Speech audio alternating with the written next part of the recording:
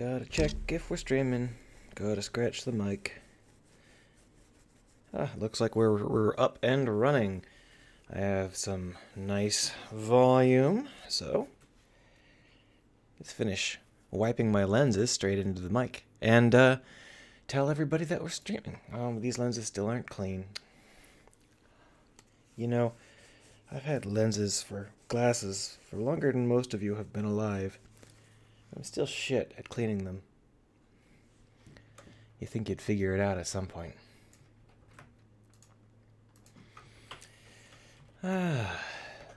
Streaming game dev.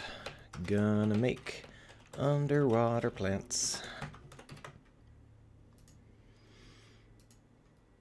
And then over here, starting a little bit later than I usually do on Saturdays. This is more like a Wednesday starting time.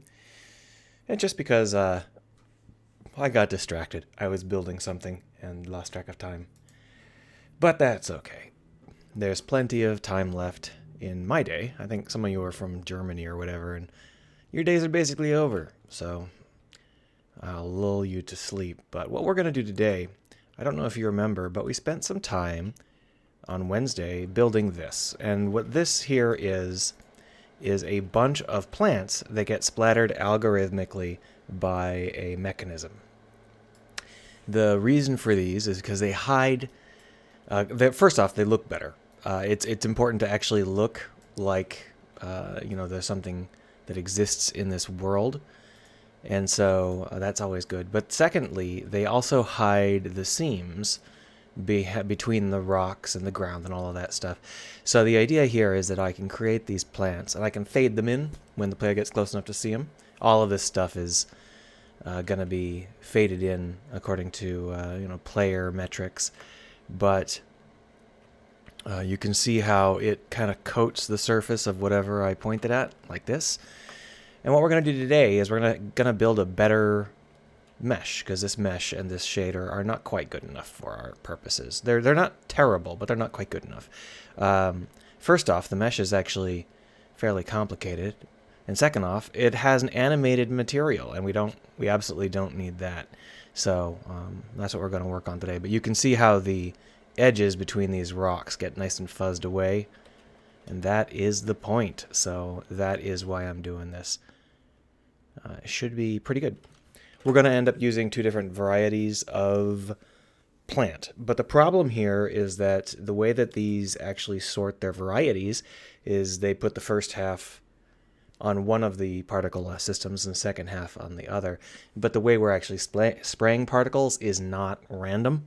So that would mean that we would have one giant cluster of one particle type and one giant cluster of another particle type. So what we're going to do before we go any further is put in a little bit of a randomization tool so that we can randomize the order of the particles, just so that when we do that, it doesn't look really dumb. So this is descended from Particle Editor, which is right here. Particle Editor, here in Start, you can see how it's got this, throughout the behaviors, we get the number that we're going to be putting in each behavior, and then we just walk through and get that number. So we're going to need a randomizer that we can use to randomize our order of particles. Otherwise, it's going to look bad. So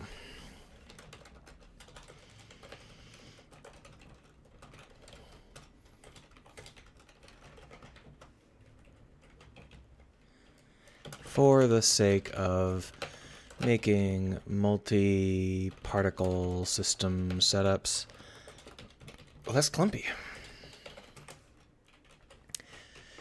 And I know that some languages have a randomize function. I don't know whether this one does, but even if it did, we couldn't simply randomize it because we got positions and rotations linked up, and we have to randomize them in the same random order, which is a constraint, right? Let's go ahead and do it. It'll be a nice warm-up. So to do that, what we're going to do is we're just going to create a list of integers, and we're going to randomize the list of integers. So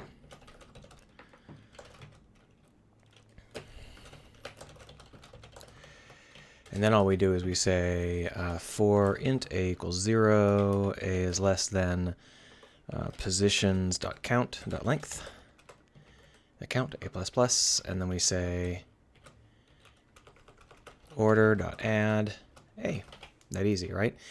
And then what we want to do is we want to randomize it. So order.randomize, does it have just a randomize? Range, array. It doesn't have a randomize. I wonder if an array has a randomize. No, it doesn't. Okay. I know that there is a way to do it. I don't happen to know what it is, and it's not really that important, so we're just going to brute force it. We can always change it later if we need to, but I don't think it matters. All we're going to do is while order.count is greater than 0, randomized.add, or int r equals random.range 0 order.count. And then we say randomized.add order r and order.remove at r. It's that easy. That'll give us a completely random order in our randomized setup. And then what we'll need to do is put our positions and all that junk into new lists with this order. So these are both vector3 lists, see? So we're just going to go ahead and do the same thing down here.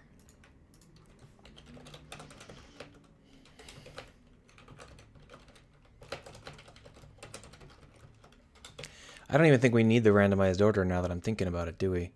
No, we don't. We don't need to randomize it in this way. All you have to do is put this in here and it'll work fine.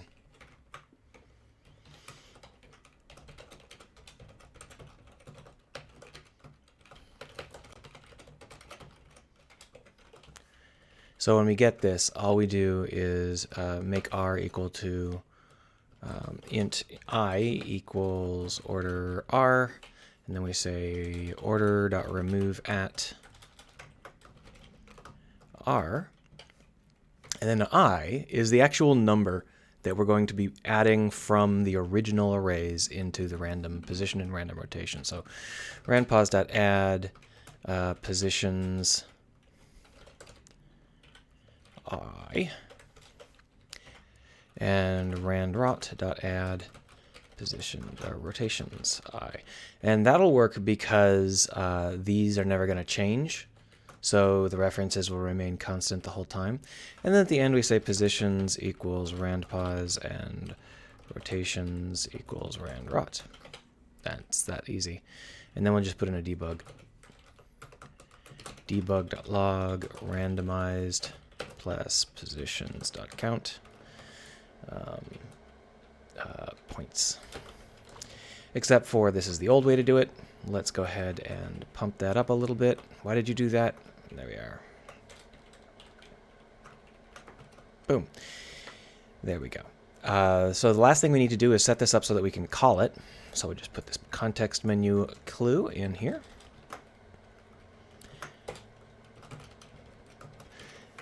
If you can hear a noise in the background, that's because it is bitter cold out today, and my heating system is being supplemented with a space heater.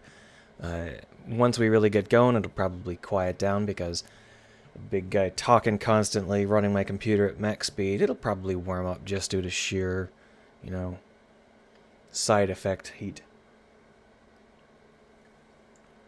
All right, so we should be able to now randomize the Gloop cannon's order. Let's take a look. Randomized 1100 points. Perfect. That will allow us to create sub plants, but let's go ahead and create some plants. We don't have the right plants at the moment, so let's plant plants. So here's our seagrass bee cluster file, and in the same file we can create our new gloopy plants. And move that off to the side. Move that off to the side. That should be attached to something. I don't see what it's attached to. Interesting. Whatever. So what we're going to have to do is create a new mesh for our gloopy plant. So we're going to have two meshes. We're going to have them have distinctly different shapes, and that's going to allow us to do some some spattering. One of the issues we're going to have though is that the rotation around their vertical axis is not randomized. We'll probably randomize it, but if we don't randomize it, then we're going to have to be a little bit careful about the actual appearance. So what we want is basically to add in a quad. There, a quad for us. Let's go ahead and assign a material just so that we can get a basic idea of what it might look like. And you can see that our seagrass material kind of looks like that. That's not what it's going to end up looking like in the long run, but it's going to do for us being able to tell roughly how it's shaped and what it's going to, be like.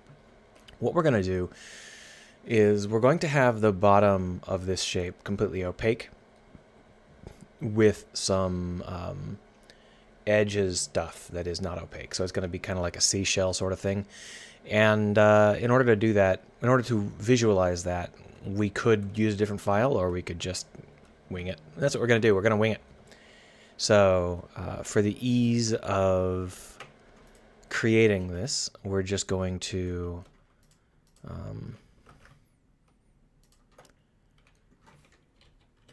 we are. We're just going to create like a TP sort of thing here. Now, if we duplicate this and we switch it over to being around the 3D cursor, you can see that we can create this kind of tented appearance. Tented appearance is fine, but there are a couple of problems with it. One is that we're not going to have a... There we are. We're not going to be able to have... Come on. There. We're not going to be able to have a perfectly matched core piece, so we're going to flip it so that it's like this. That way it'll line up perfectly, and we can actually remove the edges there. So that's just going to be one mesh face. And then we're going to want to make it a little bit denser, but we have to remember that this here is going to be opaque. So the place we need to make it denser is off to the sides. One way to do that would be to rotate it 90 degrees, but I think 90 degrees is actually the wrong number to rotate. So I'm only going to rotate it 60 degrees. And then what we're going to do is scale it down a little bit. We're going to want it to be below the other one because the other one is, we don't want them to overlap in kind of an awkward way. But I think the way to do that is actually to lift up the middles like this. I don't think we want to leave them completely flat. And that's a much simpler plant, so we're going to go ahead and call that simple plant as the mesh name. And then if we were to save here, we can go in and put our simple plant in as our mesh, and that should work. So first thing we can do is we can switch it out here. There it is. Not convinced that it's pointed the right way. We will find out shortly. And then we'll go into the particle and we'll switch out the simple plant here as well.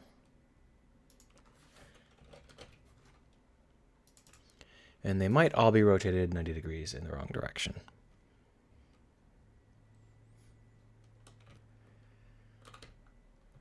Oh, it looks like they work. All right. So you can see how it's a little bit flakier, but we still haven't replaced the material yet, so that's our next step. Another next step we're going to have is the way that we're displaying these is shitty. Let's go ahead and just fix that up. We have the information as to how it's supposed to be rotated. Let's go ahead and put the rotation in. So when we are displaying here, oh, it's in Particle Editor. Here it is. We have this on Draw Gizmos selected. Draw Particle Gizmo V. And here in this, what we do is we never actually end up switching. Oh, we do. Okay. We draw a wire cube.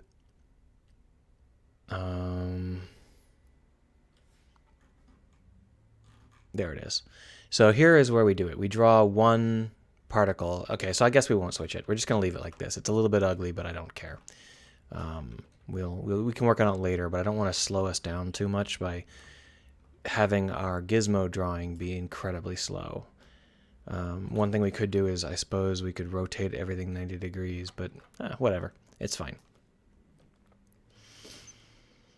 Because if I was going to rotate it I would have to set the gizmo transform for every single one of these, and that would probably be noticeably slow. So we're not going to do that. What we are going to do is switch out our material. So let's create a new flora material. We have a couple of options here, but I don't think any of our options currently work because they're focused on different kinds of plants. So we're going to go ahead and come up with a detail plant.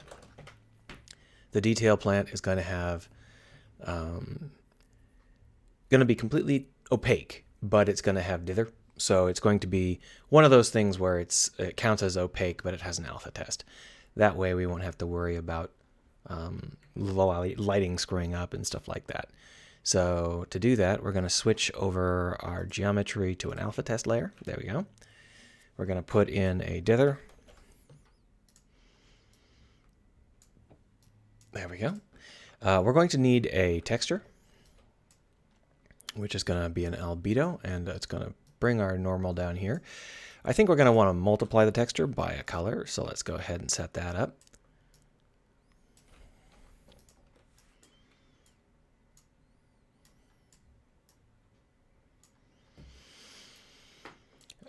Now we could either split the multiply or we could just multiply again down here, and that seems like the easiest way to do it. Was it Control, Alt? One of these things, there it is. Unfortunately, it bound the wrong one. Whatever, it's fine. So we're going to go ahead and default this to opaque white. And that should be pretty decent. I think we can go ahead and put in a normal map. So let's go ahead and do that as well. Stop! What are you doing? God damn it. Still some bugs left in your interface. Normal map. What? Connect! Whatever. Normal map. Just call it normal. And we'll mark that as a normal map. There it is. Boop. And then we're going to mark this as albedo. Now for the smoothness, I think I want it at 0, so I'm not going to worry about that. The ambient occlusion, normally what we do is we add in ambient occlusion as painted verts. I don't think we're going to do that today. We'll leave it like this for now.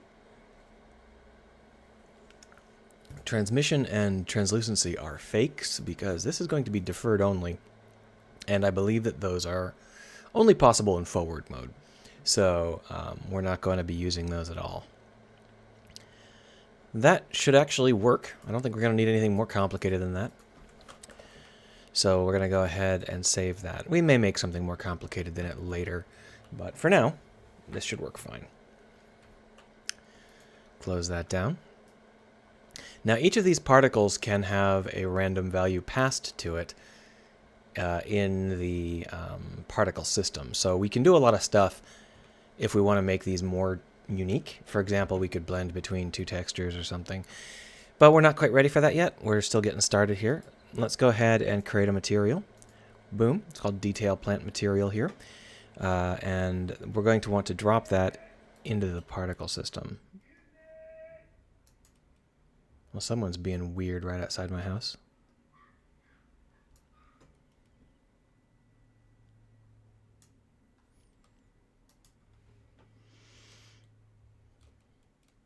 Well, they stopped. I don't know what that was about.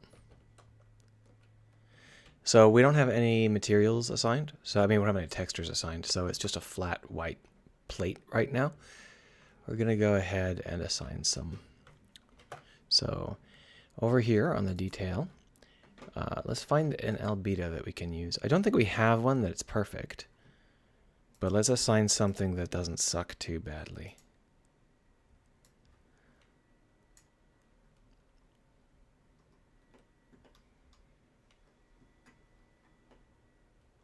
Oh, and our normal map's all screwed up because we're taking a normal map without actually having one.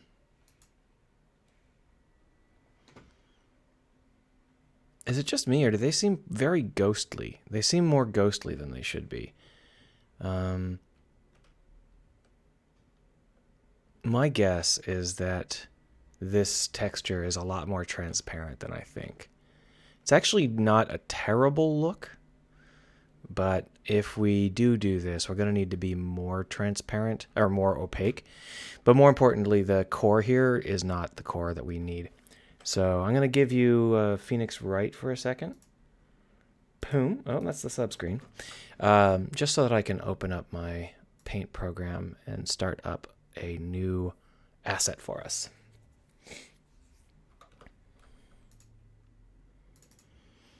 All right, so there's the seagrass too. No wonder it looks so transparent. I'm going to go ahead and save a new file, which we're going to call Detail Plant 01. Exciting stuff. Bring you back. Make sure I save that in the right spot or I'll feel dumb. Yeah, it's there. So this is what the original looked like. That's obviously not what we want. We're going to go ahead and put a black background in just so that we can see what we're doing while we're doing it. And then we are going to paint in a large opaque blob with stuff coming off of it. I think it would be a good idea if I pulled out an actual art thing instead of trying to do it with a mouse. No, don't. I just had to rearrange my desk, so things are falling over and being confused everywhere. So if we were just to, we don't actually want it to be white, and we'll change all the colors later, but this core area should be a little bit dark.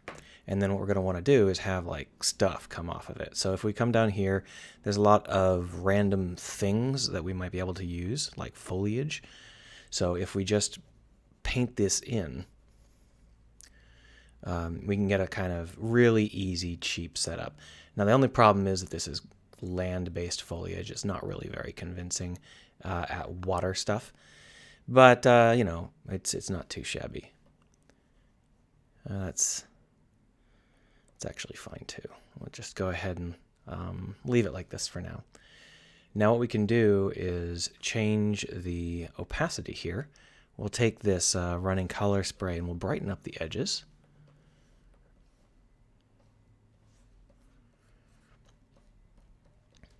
And we'll just darken the middle, just a touch here. And then to make it feel a little bit watery, we'll go ahead and just finger brush it. There we go. So the issue we've got here is that there is no like fade. This is opaque. But the thing is that it will subsample it because we're going to be zooming in and out, far away and close. And that will bring in the fade. That will bring in the pixels. So we don't need to worry about whether or not it's properly set up. It will do the magic itself. So there's our detail plant. No, come on, desk, behave. There's our detail plant 01. If we come over here, we can just drop that in here. Boom. And we can also duplicate detail plant 01. Call it detail plant 01N. Mark it as a normal map. Create from grayscale and apply. I don't know whether we need to do that, but it's going to be better than the fire coral. There we go. So let's go ahead and see how that looks.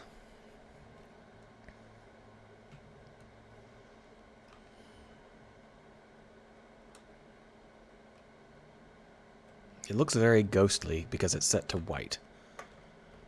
It might be that I darkened it up a little bit too much. The core is very, very dark as opposed to only being slightly dark. Also, the nature of the way we spread it gives it a very distinct, like, bow look. So let's go ahead and do a couple of things to fix this up a little bit. First, we're going to go ahead and use the highlight brush to bring in a little bit more brightness.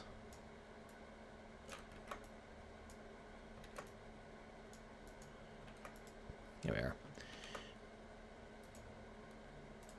And then what we're going to do is over here, we're going to change this blob because it is just giving us a little bit too much of a specific shape that we don't really want. So we're going to try to change the factors a little bit so that it feels a little bit less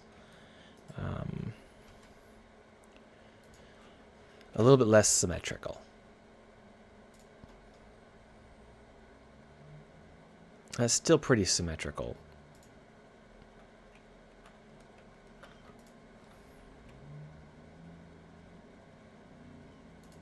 Let's try that. It might be a little bit better. Of course, that's only one of 2 plants that we're going to end up using, but I do want them to feel decent. I don't want them to feel completely crappy.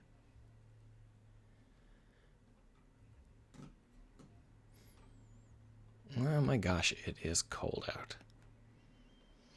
All right, so the dithering is a little bit iffy. We can get rid of the dithering, but I think it's going to actually add in the long run. Let's go ahead and bring the color down. The color's a little bit bright. Let's bring it down to, say, this. I do want it to be bright because the rocks are dark. So dark rocks with a bright plant is a basic idea. If the rocks are bright, you use a dark plant and vice versa so that you can actually tell what's going on, right? And this is still darker than I thought. Let's go ahead and bring it up, make it a little bit more saturated. Okay, so this definitely needs a little bit more work. And it may simply be that the texture is crappy, but I think that there are a few things I want to do to try and punch it up. We're going to go ahead and take this and duplicate it, and then what we're going to do is basically invert it. What we need is some stuff in the middle that comes up and makes some noise.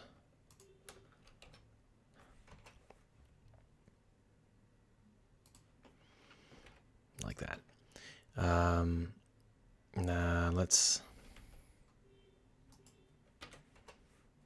Wow, it got really loud right outside my house.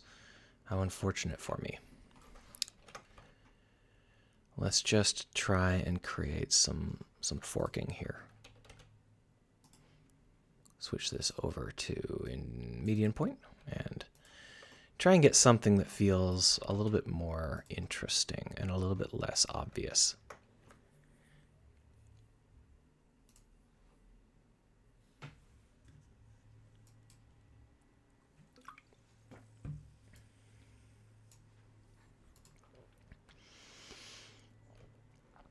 So that sticky uppy bit should really break up the light profile, and it should also create some depth. And as you can see, it's definitely doing that job. It's still not great. I might create a different plant later. But another problem is all of these plants are rotated the exact same amount, and that's not actually what we want. We really want them to be rotated a random amount. So in order for us to do that, we're going to have to change how they're instantiated so that they get rotated. And another thing we're going to want to do is create a second texture, or maybe even 2 more textures. Either way, let's pull up the instantiation bit. So when we actually store our rotations, we add a quaternion, look rotation, hit normal, Euler angles. If we change this to have a randomized either Y or Z element, I can't remember which, it should rotate them randomly. So that's what we're going to do.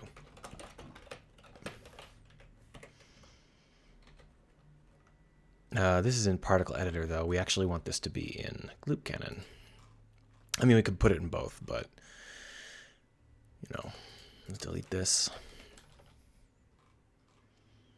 Here's our rotations. So vector 3 R equals that shit. And then we can say r.y plus equals mathf.random. I don't actually know. Sorry, it's random. Dot range 0. I think this is in. I think this is in radians, but I'm not sure. We'll find out. So we already have an R. We're going to go ahead and call this RT.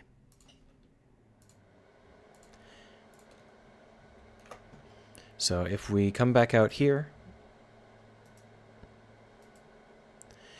Now, the issue is that that's actually created when the particle is fired, so we need to refire some particles. Come here to the Gloop Cannon, and we just clear that crap and fire a couple more times.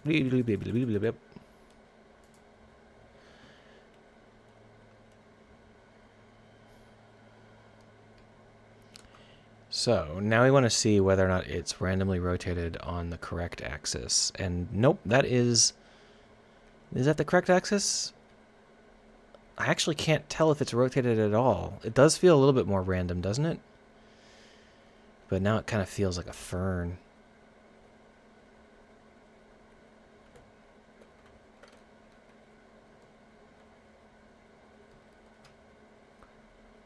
Doesn't feel rotated. Look at all of these. They're all more or less the same direction. It could be that the Euler rotation is not what I think it is. If we come up here, you can see that we've got this negative 292, blah, blah, blah, blah, blah. If we switch this to debug, it should show us the Euler rotations. And you can see that these aren't anywhere near, like, the level that we were looking at. So, maybe these are only between -1 and 1.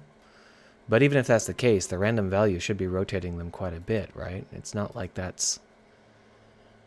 Well, let's try it on Z, and then we will see what that does. Because one of them should be wrong. And if we can't tell if either one of them is wrong, then that means we're looking at something where it's not actually affecting it at all.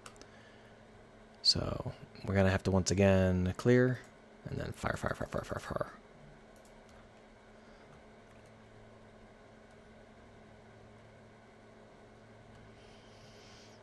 So one of these is supposed to be rotating on the wrong axis. This one is definitely not rotated. Look at that long line of exactly the same rotation. So I don't think that we're actually affecting them. When we change that rotation, it doesn't... I don't even think it's wrong. I think it's just not working. This rotation doesn't seem to be having any effect at all. This is weird. Oh, you know why? Because I'm an idiot. That's only for one of the items. That's why. If we're going to have one that's like that, the first one can be the default rotation. That's fine. But the rest of these need to be... Go ahead and grab this entire set, because it's not quite the same. That should work. Right? Good. So it wasn't having any effect at all because I was putting it in the wrong place. And that's always the problem that you're going to have. Blam, blam, blam, blam, blam, blam, blam. You got to make sure that you're looking at the right shit.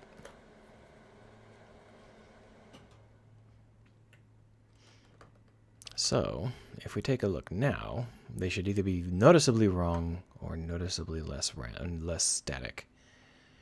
They do look like they are not rotating. I mean, those are some pretty distinct black lines that we're seeing. These don't look... No, these are definitely all rotated the same.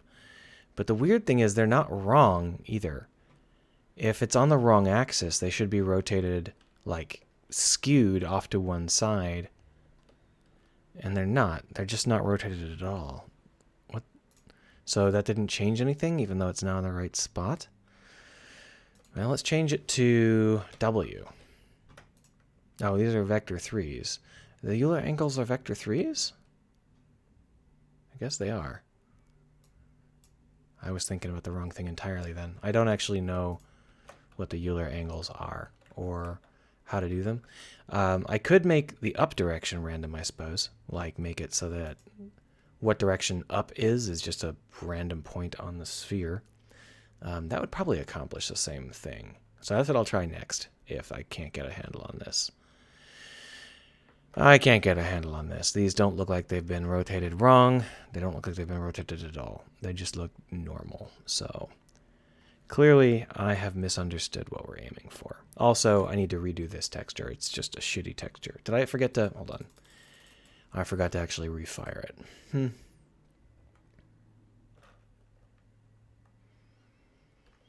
All right. Are these wrong? They should be wrong. They're definitely not rotated around their core axis.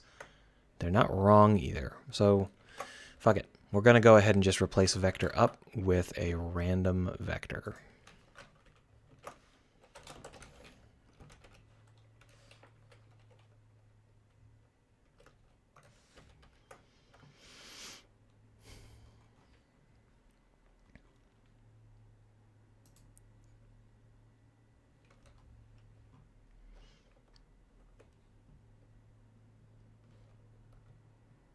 Is it just me, or did that not have any effect either?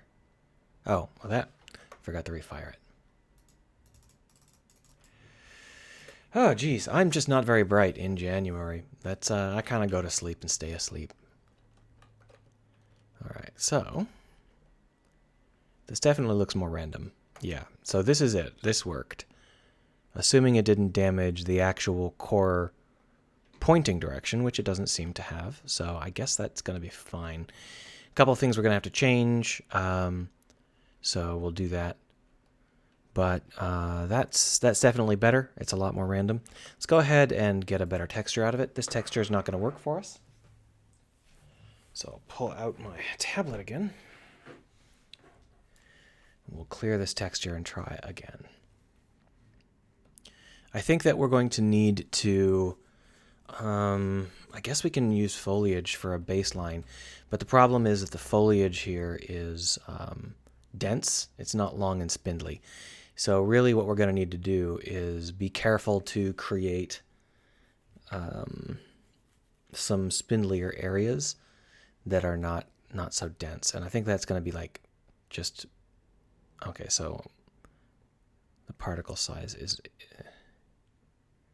not related to the size of the brush. There we are. I don't want to go off the edge though.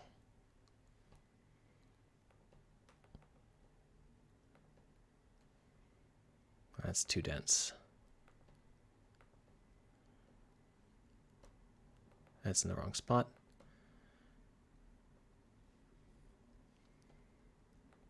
That's about right. And then we'll fill this in down here.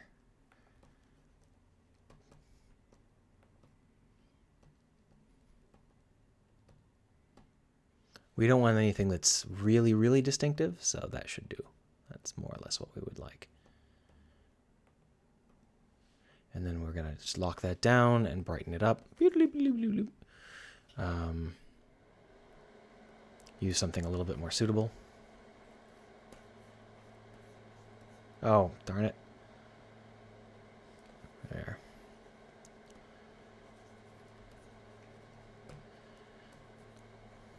There we go. Let's try it. Oh, well, let's bring it a little bit more towards white. It's a little bit too dark still. There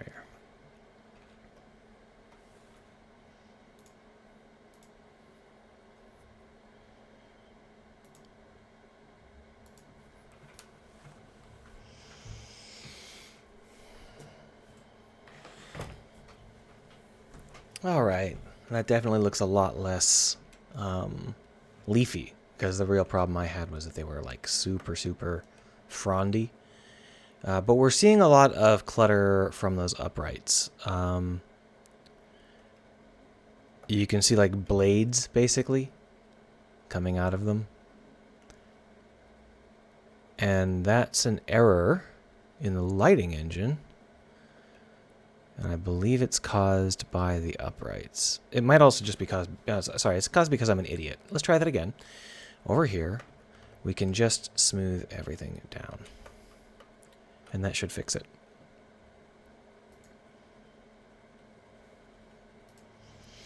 The fold in the middle was giving us a line, and that was really distracting.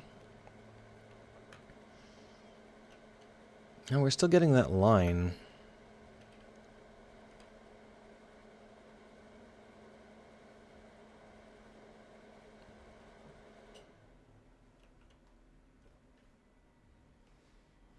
I don't really know what's causing it, but it's really distracting. I might just try again with a different mesh, because that line is not my thing. And there's a lot of reasons it might not be working. The easiest reason is because it's not very well designed. Go ahead and start that over. So once again, we're going to go and create just a fork.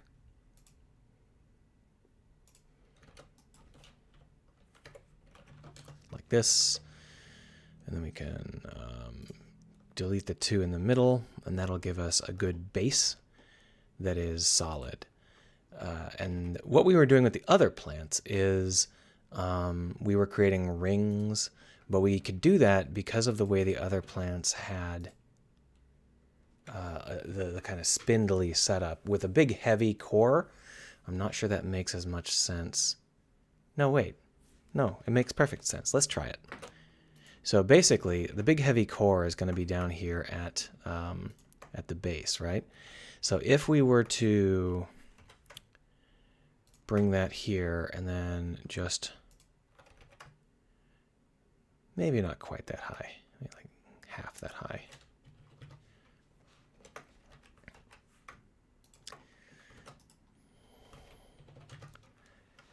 When we do it like this, then what we have in the middle is invisible. There's nothing in the middle that actually gets painted because that's where the transparency is. So if we just choose this middle point and pull it up, that means that we won't have anything in the middle. We'll have a bald spot. But we don't have to have a bald spot because what we can do is just adjust these pieces to cover the bald spot.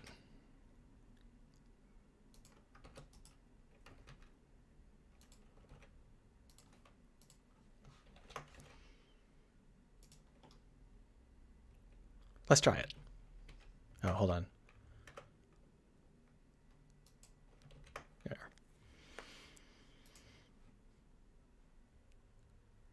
Oh, it's getting really cold in my house again. The heat hasn't yet figured that out, but it will shortly. So this is what it looks like with the new plant.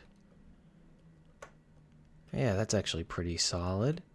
There's no creases. There are some damage. There is some damage. Here you can see, come on, yep, see Daisy. You can see how it kind of cuts there. But that's Z-fighting damage where it's actually cutting into the rock. So what we would do to fix that is we would just add a little bit more buffer, or we could lift this a little bit above the Z-axis here. And that'll do a lot to fix that. We also want to really increase the scale here. These are really, really tiny. And that's because we were using something that was massive before, and obviously this isn't so massive. There we go. We're starting to get somewhere. And you might think that this looks very similar to what we had before, but there are a lot of differences. One of the differences being that it uses less than 1/10 of the polys, the faces. And another one is that it doesn't animate. So it's way cheaper. But it does do dithering in a way that I think we can use if I can get it to work right. But you can see I'm getting a lot of this aggressive chop. And it doesn't look like that's Z-fighting. It looks like that might be plant chop. It is plant chop because I'm an idiot. I forgot. We're using opaque elements down here at the bottom. So what we actually need to do is extend the bottom with a flipped element. Okay. So we're going to delete these. Add in a plane. Move the plane. Duplicate the plane. Flip the plane. Flip the plane again. Flip the plane again. Put it together. And then we're going to reduce one of these sides. And move it off to one side.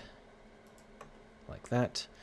Go ahead and rotate it on an axis. Rotate it on an axis. Let's go ahead and make it a little offset.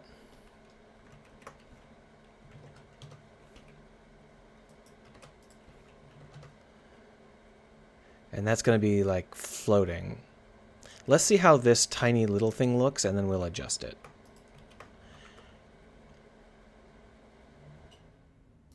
There's a lot of adjusting to do. I want to know whether or not that overlap style works with this transparency set.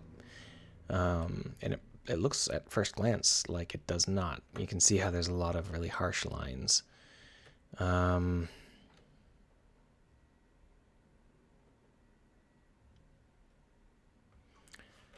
There's two things that could be causing those harsh lines. One of those is that this could be clamped, and the other one of which is that we can mark these as smooth shaded. And a third is we can do the same thing we did with these guys, and we can put in a forced normal. So that's what we're going to do.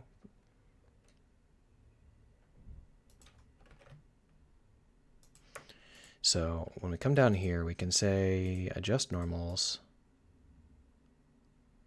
I forget which one it is, whether it's normal edit or weighted normal. I think it's normal edit.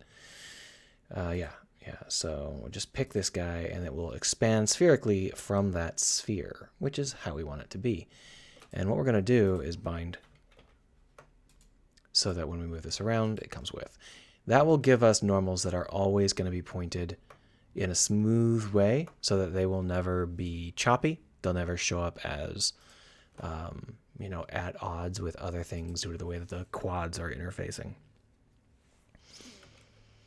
Just a basic normal hack, but we're still getting lines, so it's not the normals.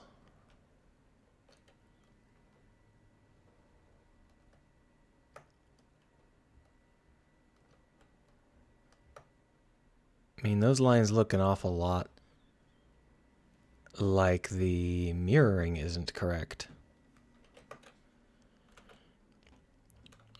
They look an awful lot like this is not as accurate a mirror point as it needs to be.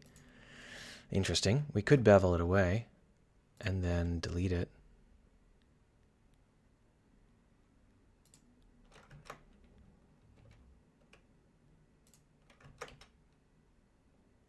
Trying to figure out how to get rid of these. I guess we can just manually get rid of them.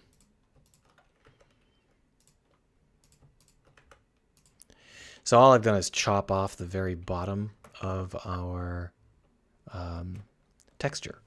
And that should allow us to not have any risk of a little bit of a blurt there, a little bit of a thing that doesn't quite line up. Now, I've deleted almost everything. This is just two quads. And there's no weird line. So we're on our way. Let's go ahead and redo the thing I was trying to do before, see whether or not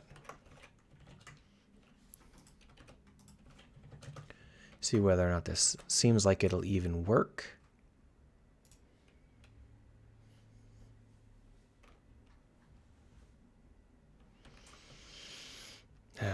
It'll be funny if the lines come back. No, they really didn't. So that was the issue. So you can see that what we've got now is a plant that has some body to it, but is still basically flat. And that's kind of what we're looking for with the normal hack. It really shows. This is a good way to do it, but I think it's a little too tall. So I'll probably bring it down a notch. I also think it's really obviously like this 3-angled setup. So we're going to want to see what we can do to break up the pattern a little bit. So the first thing we're going to do to break up the pattern is to pull the top down. And the next thing we're going to do to break up this pattern is we need to make it so it's not so obviously a plus. And there's a couple of ways of doing that. Probably the easiest way to do that is to duplicate the whole thing and then do it again. And that's kind of what we're going to do. So let's get started. Just bring that down and rotate this by 45. Yeah, there it is. And then what we're actually going to want to do is delete these upper faces.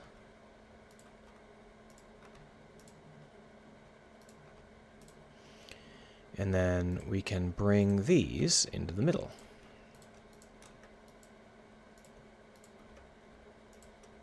And then we're going to want to, oop, that's not the right cut. We're going to want to cut, cut, cut, center. Now this mess here is a very simple way for us to have a core that is opaque, because in our visual, this core here is opaque. So with that in mind, we can just drop that down into the center, like so. And that should be a good way for us to handle it. No, good enough. So let's see whether or not that feels right.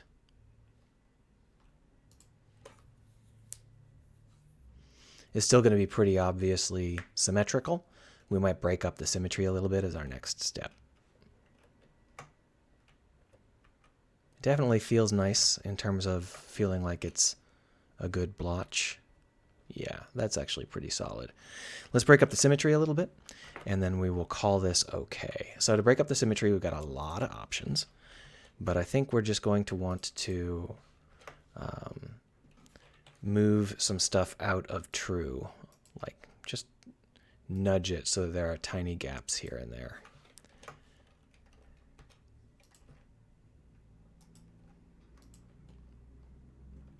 Just a little bit is enough in our case. The next thing we're going to want to do is create another texture, which I'll do in just a second here. It doesn't have to be like a different category of texture, just the same kind of texture, but looking different. Yeah, that's actually pretty good. It doesn't feel quite as unnaturally even as it did a second ago, although some of these are still pretty bad. I think we can expand it even more. So make it nice and fat. Yeah, that's good. Now it's really a crust, and that's what I'm looking for. Yeah, starting to look like something, huh?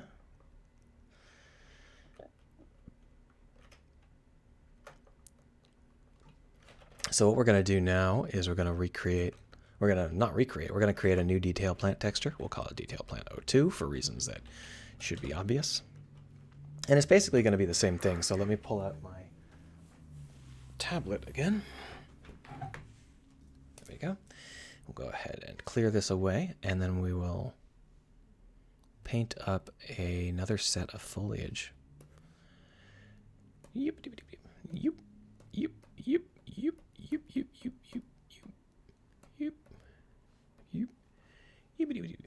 we are. And now this one, we're going to want to brush it brighter again. A little bit of noise to get it to feel a little bit less forced. And we'll go ahead and do it like that. And the main thing here that's different is simply that it's a different layout, and that's enough for us at the moment. And you might be wondering what we're doing with that. Well, we're going to lerp between the two textures based on a random number. So here in our particle system, we're going to tell it to pass in a custom vertex stream, and it's going to include the random stable xy. That'll give us two values between 0 and 1 that remain the same all the time. And we can use that to lerp between the two texture values. So let's go ahead and pop up our material. We're going to want another texture. So we're going to pull this stuff all the way back here. Albedo 1. Albedo 2.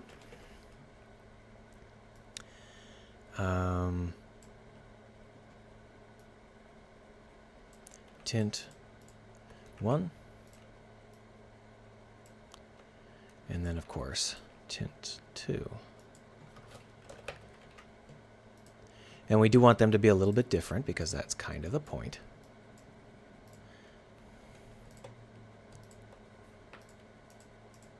I don't know why it became big all of a sudden. Whatever.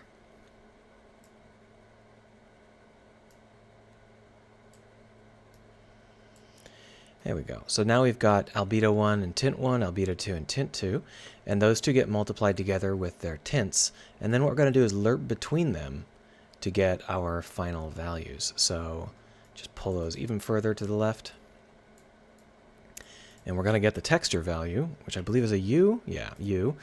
It's going to be the albedo reference. Chord set is going to be float 4, and we're going to be using W, which should be between 0 and 1. So we're going to go ahead and put in a fat lerp, and we're just going to lerp A, lerp B, and lerp W. Basic stuff, right? And that's going to be our output color. Our output color can be used directly for albedo, but we're going to need to split it into components, which I believe is B. Yeah. So just break that into components for our dither, like so. Save that. And then just close that down. We're going to change albedo 2 over to our new detail plant 2, like so. And let's just see how that feels.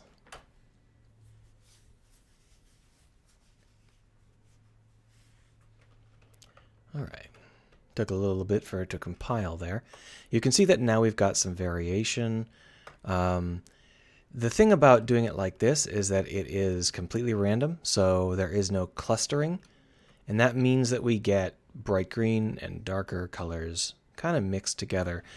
What we would prefer to do, now that I'm thinking about it, is use a normal world position with a noise value attached rather than this texture coordinate. So let's go ahead and do that.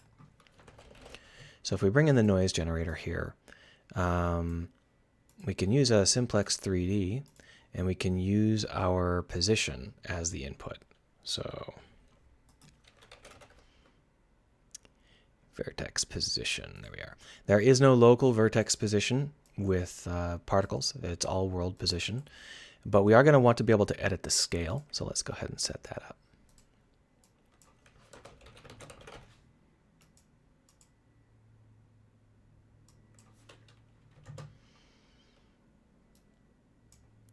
And that's going to give us a value between -1 and 1. So we're going to have to remap it. That's a register. Where's a remap?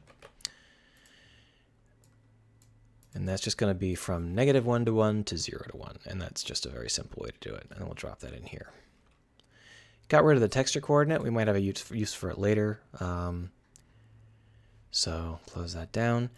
And now what we should have is set up where it lerps between the two based on the world position that we have.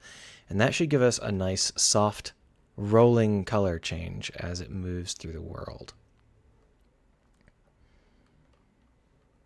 So here you can see that it gets a little bit discolored there. So if we were to take a look at the game, we've got a couple of bars I don't like. I think those might be... We'll have to figure out what we want to do about that shit. Either way, we can change the noise scale, and you can see how it ripples. See? Isn't that fun? So we got to choose a noise scale that seems like it's what we want, and I think about there is good. And that should give us some nice natural variation, but I saw some damage over here. You see that? I think that's just the rock poking through. I don't think that's actually particle damage. I think that's just that the rock there happens to be a really awkward shape. Obviously, we'll have to deal with that sort of thing as well. Now, the other thing we have to do is create a second entire set of a mesh. We're going to have to create another mesh. And so moving this off to the side, we will go ahead and add another mesh. And this is going to be just a little bit of a different sort of setup because what we want for this mesh is a kind of a C shape. Not a full horseshoe, but kind of a curve, a crescent moon shape.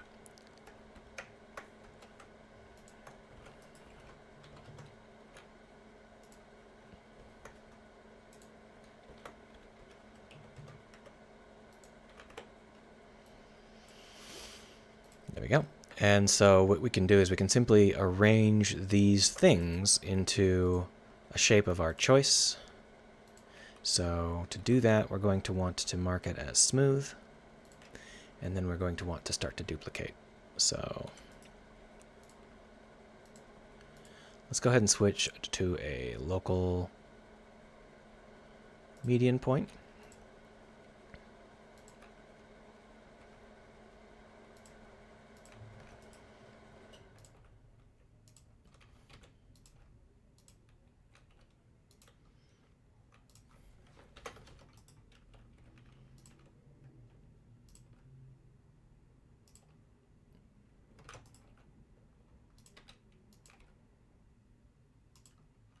There, like that. And just to give it a little bit of life, let's do a little bit of vertical offsetting.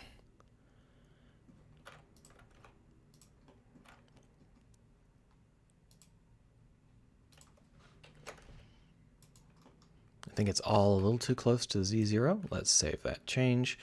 Name this, what did I call the other one? Detail grass? I'll call this detail grass B. I didn't. I called it simple plant. Let's rename this detail grass. A detail plant. It's not grass A, and then this is going to be detail plant B. And once again, we're going to have to create a sphere, put it down here, bind it here, and set this up to have some normals. Kaboom. Should be everything we need to do. Let's go back out into Unity. We're going to need to reset up some of this stuff because we just lost our old mesh, because when the name changes, it changes here as well. So that means that instead of missing mesh, we're going to have to use detail plant A. We're going to have to change that here in the Gloop cannon as well. We're going to use detail plant B. And we're going to duplicate this particle system. You can see that this particle system has a particle behavior script attached to it. That's critical. And that means that we can just drop this in here. And now we've got both of these set up to use the, it uses them, whatever, whichever one happens to happen first. And what we're going to want to do is switch out this for detail plant B. Now it's going to be 50% circular things, round things that is, and 50% long things. Monk of Time says, is he too late? No, I think you're the first person to show up. You're definitely not too late, although I have no idea when you said that. It could have been half an hour ago. So what we're going to want to do is just refire some of this stuff so that it's not so random. Because I was doing some stuff with it. It's out of position. I want it to have some fun. So we'll just go ahead and drag it. Scale it up.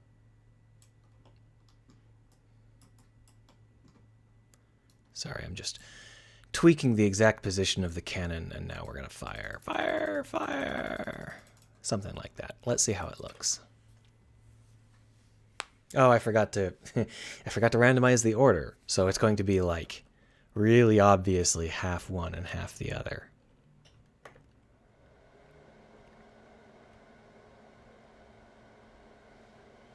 Okay, so you can see that our C values are a little bit too big. And we do have some noticeable feathering on those C values. You can see right there. That's that problem I was having before where the material is just offset a little bit wrong. In this case, I think that we can probably fix it by changing... Oh, wait. I don't think the tiling actually works, does it? Let's find out. So if we go over here... and we take a look at these damaged elements.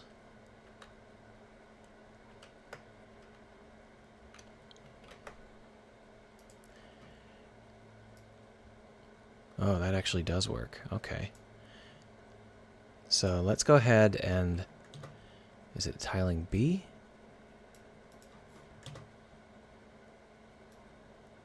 I think it's actually not the tiling at all, it's the offset. Yeah, there we are. So if we bring this offset to like 0.01... or negative 0.01, that's definitely 0.1, then that will clean up a lot of the damage we were having, and that's normal map damage. So it's not the textures themselves causing us the issue. It's the fact that at the top and the bottom of the normal map it bleeds. So just by patching that up, we can get rid of those. The other thing we're going to want to do, though, is randomize the order on this Gloop cannon. Pachoom. That way it'll mix the two varieties in at random, rather than in patches. So now what we've got is some gummy plants. It fired all the way over here, huh? That's fine. They're a little too big. The C ones are a little too big, so let's go and fix that up. No, not that. That. So all we have to do for that is drop this down to maybe 0.5 and 0.2. And of course, they are physically bigger in Blender. They are a larger plant when I modeled them, so that makes sense. We still got a lot of hovering. You know what? That rock doesn't have the right collision mesh. That's what's going on. The reason that they're hovering there is because the rock has a convex collision mesh. So, when we've unrocked that, we can just come down here to the cannon and try again. But I don't want to point quite that far to the left. So, clear it. Fire, fire, fire, fire, fire, fire, fire, fire, fire, fire, fire. And then randomize it. Boom. I do want to hit the ground as well. The whole point here is that these plants soften the edges between the various meshes that make up my terrain, and that includes the ground. So if we take a look at the plants here, for example, you can see that they are hiding that particular connection. I'm going to be changing the exact nature of these plants, I think. I'm still not terribly happy with how this looks. We lost quite a bit of crispness. So I'm not sure, but you can see that even though they're still fuzzy, they're much less fuzzy now because they're no longer floating on nothing. They are still floating a little bit on nothing, but they're much less floating on nothingness. We've got our thing floating a little bit too high above 0. Yeah, so we're going to just pull that down. And then over here we got this gun, and this one's also floating a little bit too high above 0. We're going to get some chop in terms of them merging into the rock. But other than that, we should be fine. And one of the secrets I haven't shown you yet is that we can actually move these around, but I haven't figured out a good way to let you do it. So I'll have to figure that out. Oh, yeah, that might have done some fixing. Yeah, they're definitely less floaty now. So if I wanted to upgrade these plants, the point here is that these serve as kind of a baseline plant. They're not intended to be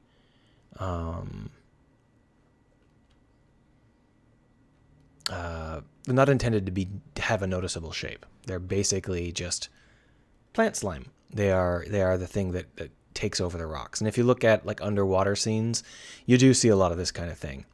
The only issue is that these are a little bit aggressive in terms of not containing themselves to the rock.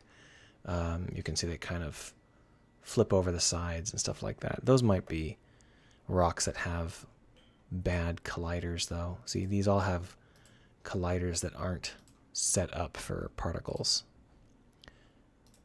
But either way, obviously we're going to have to do a little bit of work on how we want these to end up looking and all that jazz. I think that we can take this gloop cannon and do one more set, but I think I'm going to shrink it a little bit and get a little bit focused so that we can really see how it ends up looking. So if we fire just once, you can see what happens is it impacts somewhere, and then it sort of flies towards the ground. And in this case, it actually went through the ground and inside underneath the rock. There are a few wasted particles there because it managed to glitch through the terrain, but not as many as you might think. It's not as bad as if I had tried to do it manually. It would have just been annoying.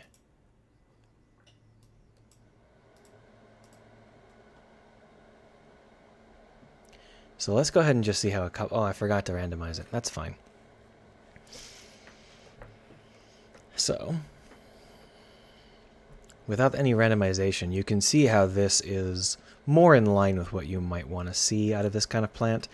And then on top of this, we'd put coral and stuff. So that's what I'm going to do now. We're going to go ahead and stick in some coral, just see how it looks.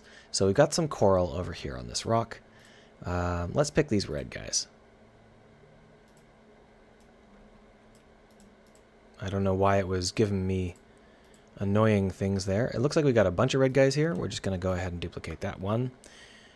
We'll drop them down here. We're going to go ahead and call that red coral. And we can just move that onto any rock we please. There is, in fact, a key you can hold to put these things on the surface Is it Control or Shift or Alt? I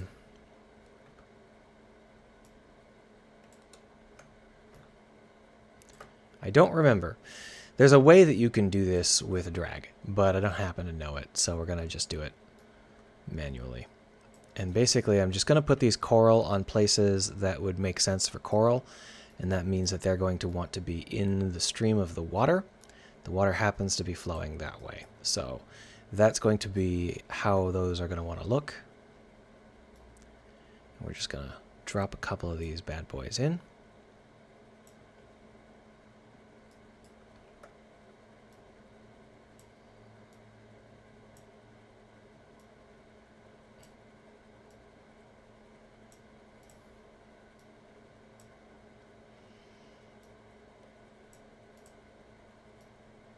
And let's just see if that makes it any more interesting. Control Shift. Yeah, I'll try that.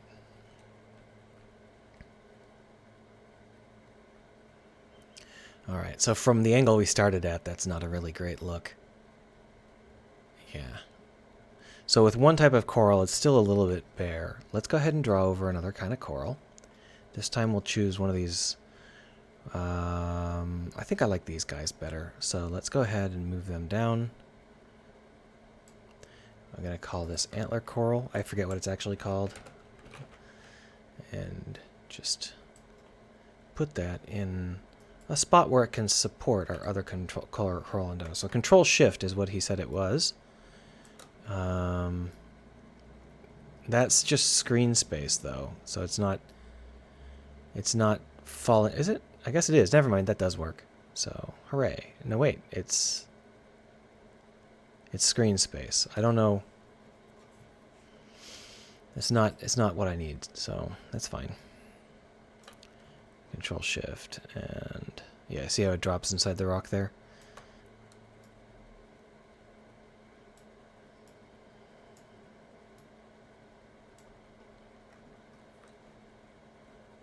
V for vertex snapping I've used a lot, but that's not going to be much use on these rocks because they're very low poly.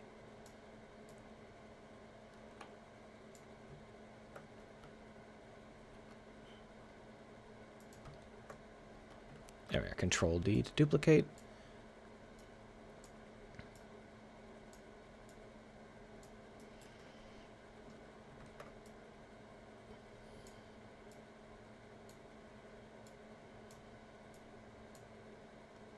All right.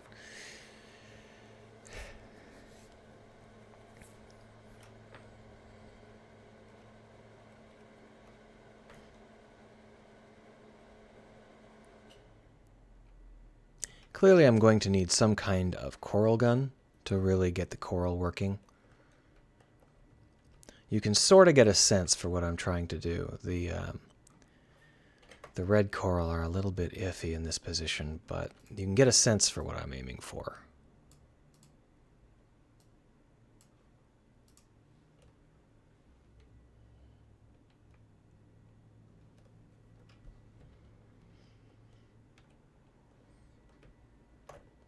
Now, creating a coral gun is quite easy once I have coral that I want to fire as a cannon, because I have a prefab cannon where it'll do basically the same thing that I did with this plant stuff, but with prefabs instead of particles.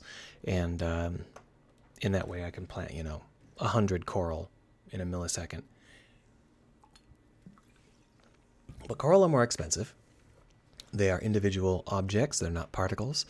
I wouldn't be able to make them particles because all of the coral motion stuff that I'm using requires local information, and particles don't have local information, so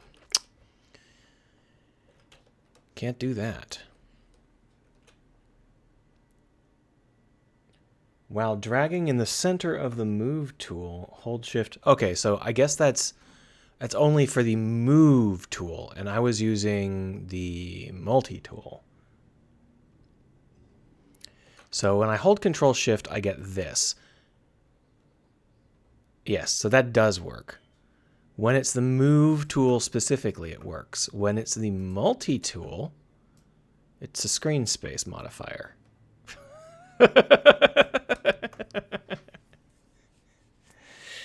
So that's fun, right?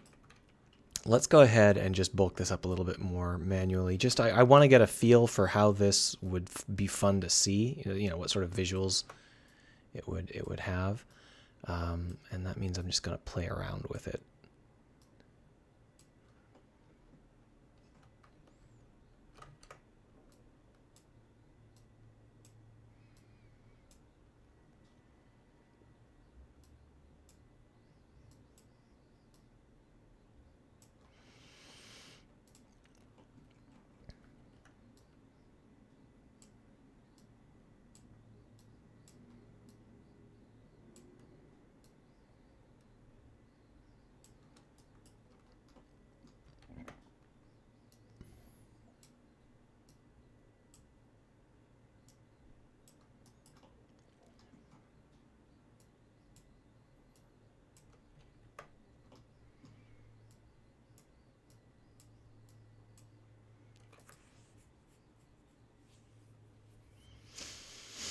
All right, so now we've decorated with a little bit more coral, and it's starting to feel a little bit more lively.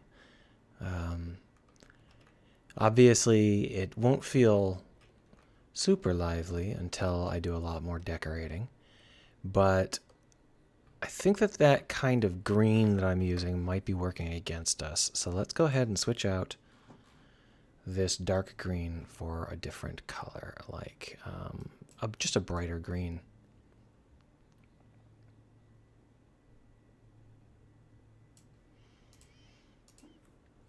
So now you've got two very bright greens. If we switch this bright color to like a saturated gold.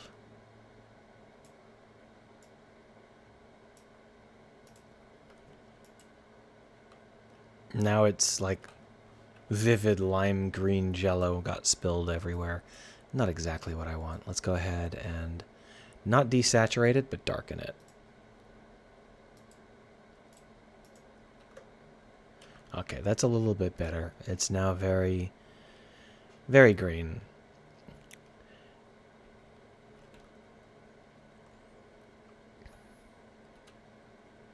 It's getting there. There's definitely going to have to be a lot of options for decorating the entire area. I don't want to have to place these things piece by piece, but that's fine. Now I'm thinking about what to do next, and I don't really have any ideas. That was the thing I wanted to get done today, these plants. It's only been an hour and some. So if you want me to see me do something else, you're going to have to tell me what, because I am a little bit out of ideas. I'm thinking about changing this C a little bit more. So what we're going to do is the edges are causing us some grief. And because that they're going to cause us grief because of the way that this can curve, so we're just going to put in a fall off like this.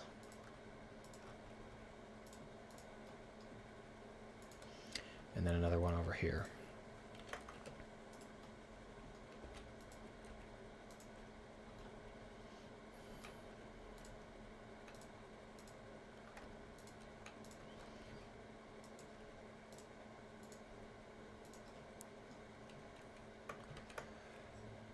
That should help with some of the extreme ejections. So let's take a quick look.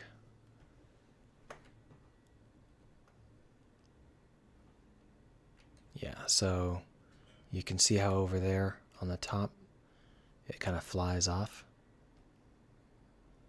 But now it doesn't quite fly off as crappily, in theory. That's not the right shape, is it? That's the other plant. It must be.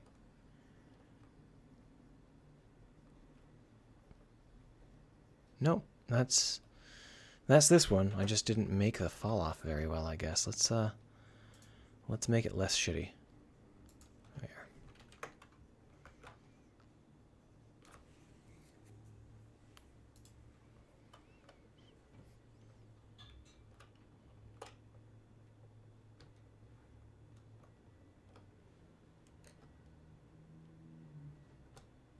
That's better. So the idea here is that when it falls off, we don't want it to feel flat. It's okay if the plants stand up from time to time, but they have to feel like they exist and not like I made a mistake. So that's why it's okay as long as there's some depth to them when they do this. It's not perfect, and it won't stand up to close scrutiny, but for now, I'm willing to accept it. Now what we're going to do is I could start to fire some more fluff. I could try and take this to the next, make it feel a little bit more impressive. That would involve creating a cannon for my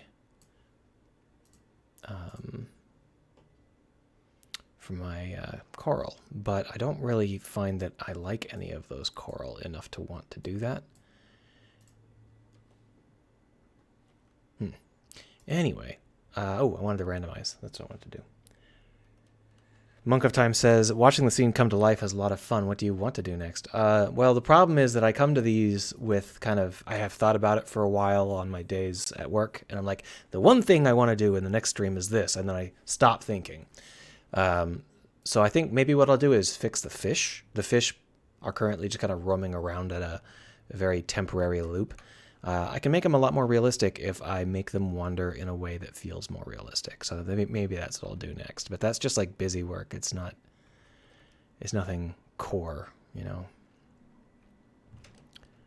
Oh, that's beautiful. That's really hard for me to do. This setup here is hard for me to do manually. The cannons can't do it other than the gloop cannon, because the gloop cannon sticks.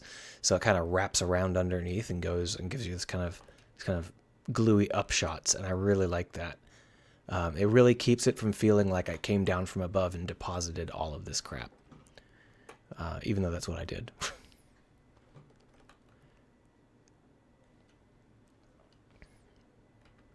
Yeah, this is working. There's definitely some more work that could be done. I'm not convinced that this is the visual we'll want in the long run for these plants. I might try and come up with something that's got a little bit more distinction to it. But the whole point here is that these are indistinct plants. They're basically the goo that covers everything, the algae that covers everything. And while I won't say that's exactly what it looks like, that's not too far off. So this is the current loop that the fish go on, and what I'm going to do is just adjust the loop so that it doesn't have, so it's not quite as random. And what I'll do with that is I'll make them cut around our tank here, our supply depot, and I'll keep them lower to the ground because right now they fly very, very high, and that's not what fish do. They don't like doing that. So we'll just bring them in and keep them close to the ground.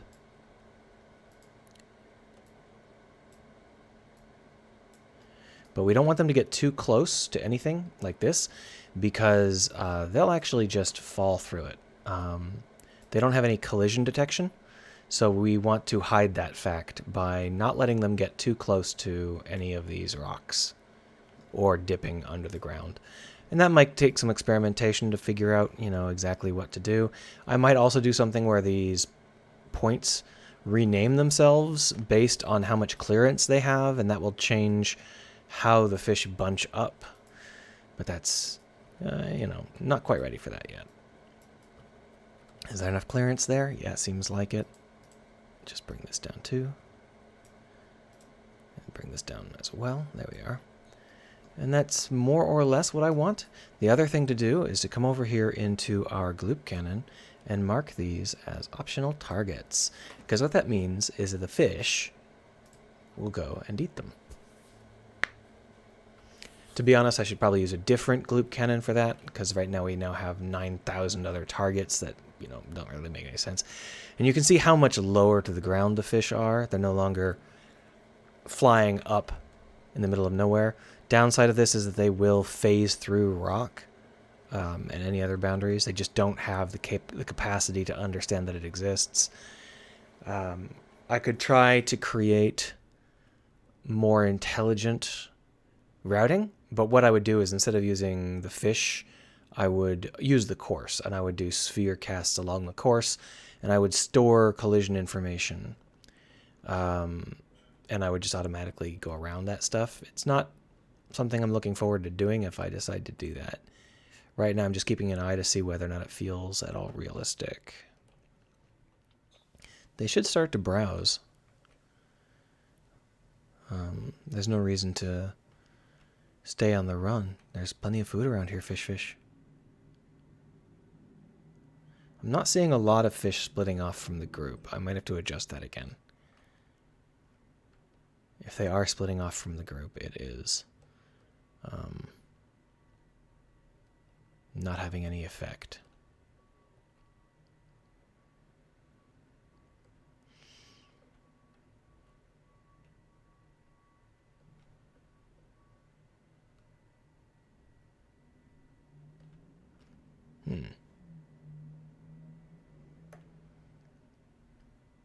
These fish aren't clustering and they aren't feeding. I'm not sure what I did that changed their behavior so much. It could be that including 9,000 more points of interest did somehow screw them up, but I don't think so. See, there are a couple of fish going down to feed, but not very many.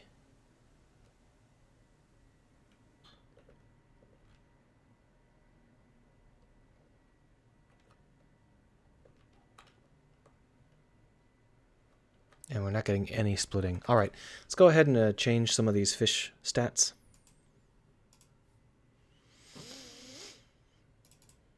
So here in the fish flock, there are a couple of things that we do that are hard-coded, and we're going to change them so they're not hard-coded. Foraging likelihood is good. Let's go ahead and add in split off likelihood. We'll call it threshold.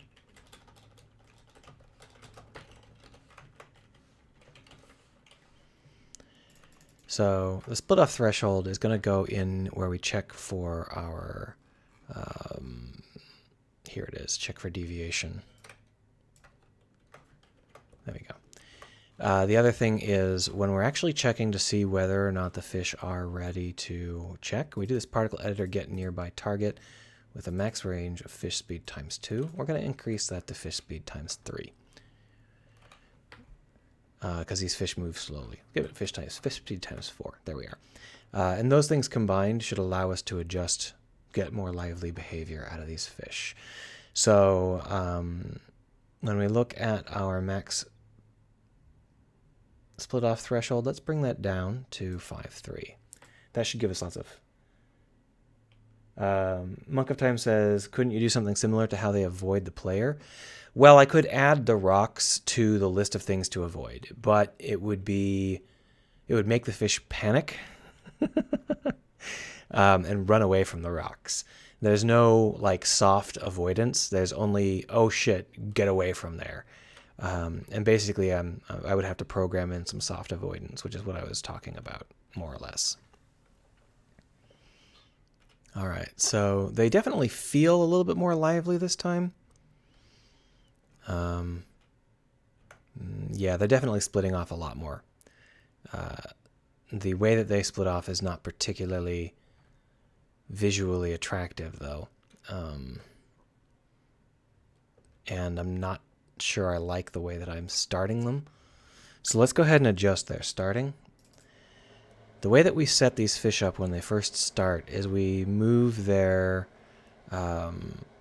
position to between the two targets. So let's check for deviation. Where's our, I guess it's probably in fish behavior base. So here we have,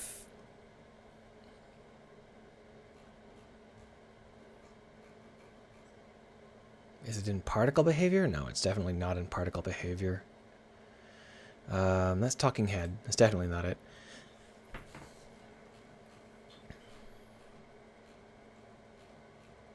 Oh, here it is. So P equals nothing? That's interesting. Did I accidentally delete something or what?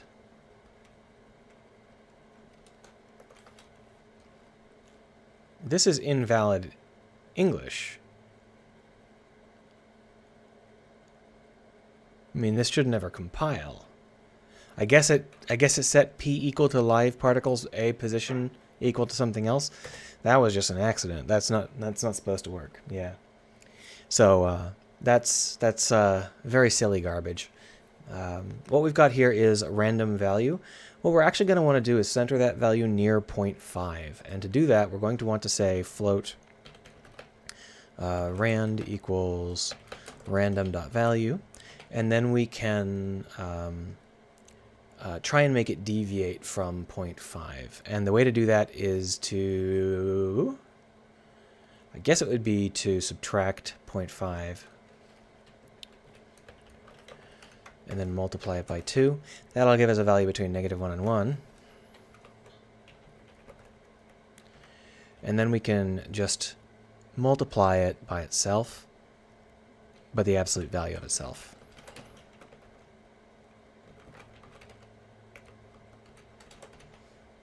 And then we can rand plus equals 1 and rand divided by equals 2.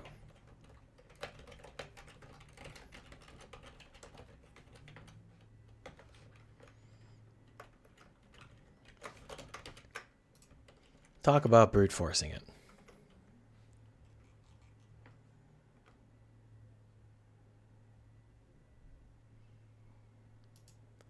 So the fish should now be substantially more clustered. Yeah, that's better. They're no longer this weird line. They're still a little bit low on the actual amount of fish happening. So let's go ahead and emit 2,000 fish. We're going to need to start to think about optimizing fish behavior if we want to get any higher than this. But that's for later.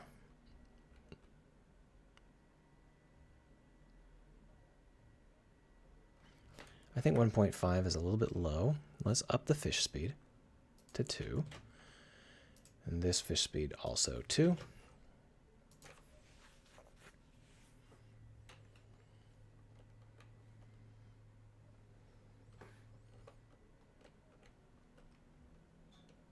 That gives it a little bit more life, a little bit more vim.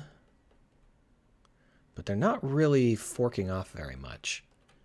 A couple of people went off on their own there.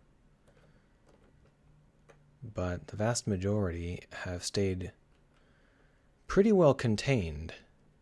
See, there is a little bit of splitting, but I don't think, if that's what the splitting off is doing, it's not doing its job, because the splitting off should be sending them to a completely different portion of the map. And instead, it's not.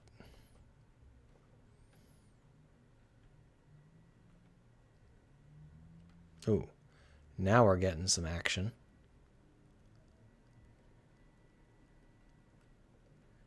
Oh, did I change the wrong fish flock values? I did. So the problem here is that I changed one of them and not the other. Let's try that again, now with the new duplicated split off threshold.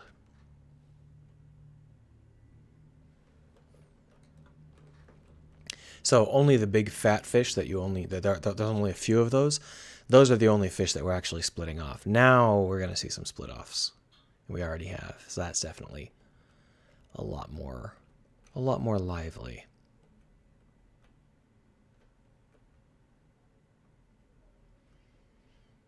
Yeah, see, that feels properly alive. There's no real shading on the ground below from them. I don't think they project shadows.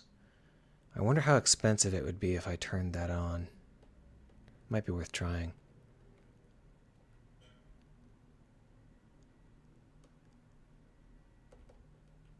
It feels lively. I like it. I like it. Some fish coming through me here. Now can we get some other? They're feeding on the plants. Good, good. We got a little bit of a fish bolus forming because they want to eat. It's good. It's good. Yeah. Let's see what happens if I try and turn on shadows.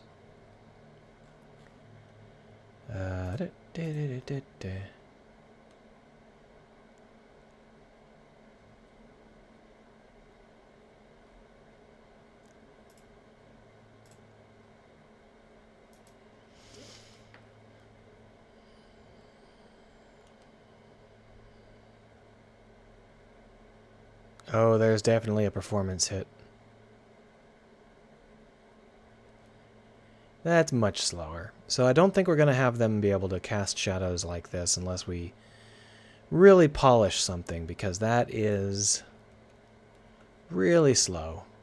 But the shadows really do add a lot of life. It's not going to be important in later missions where there's no sun because you're too deep. But in missions where there are sun, I really would like to have these fish cast shadows. They don't have to cast all of the shadows. They could just cast shadows from one of the suns. They don't have to cast shadows from your lights or anything like that. If I were to look here at the fish flock, it's on the default layer. We could transform it, put it on some other layer. For now, we're just going to turn the shadows back off. We'll come back to them later.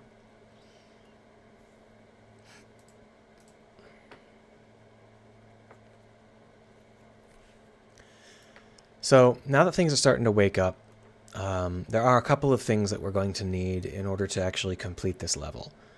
One of the things is that we're going to need an octopus, a big, fat octopus arm.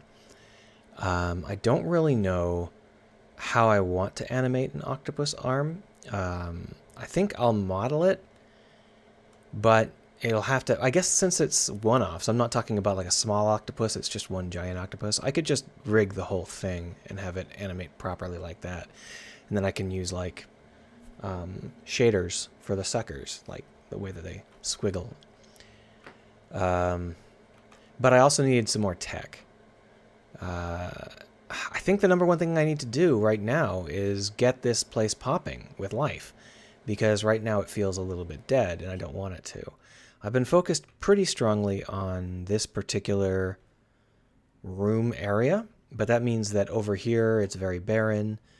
It's very barren everywhere else. Now, barren isn't necessarily a bad thing, because the player's eyes will be naturally drawn towards life-filled areas, and barren areas will be seen as striking off, you know, in a new room. They're essentially a door. So if we look, you can see how going that way would feel kind of like choosing to go off and do something else. And that's kind of what I want to use the barren areas for. So if you're over here, I'd be like, okay, yeah, there's like shit to do here. We got fish, we got a place, we got some cables, and we got some plants. And then if we decide that we're going to go do something else, well, then there is an area with nothing in it, and we can just strike off on our own if we so choose. So my idea here is that we're going to have a couple of different ways to communicate with the player with level design. One way is going to be life, blocks of dense stuff, whether it's machinery or fish or plants. Those are going to tell the player that, you know, that's a place where there's stuff happening. Then we're going to have these cables, which are going to tell the player where to go, you know, if they want to go find what's next. And then we're going to have the empty regions. And I don't know how aggressively I'm going to be using them, but another example of the empty regions would be in the next room, there are these pits.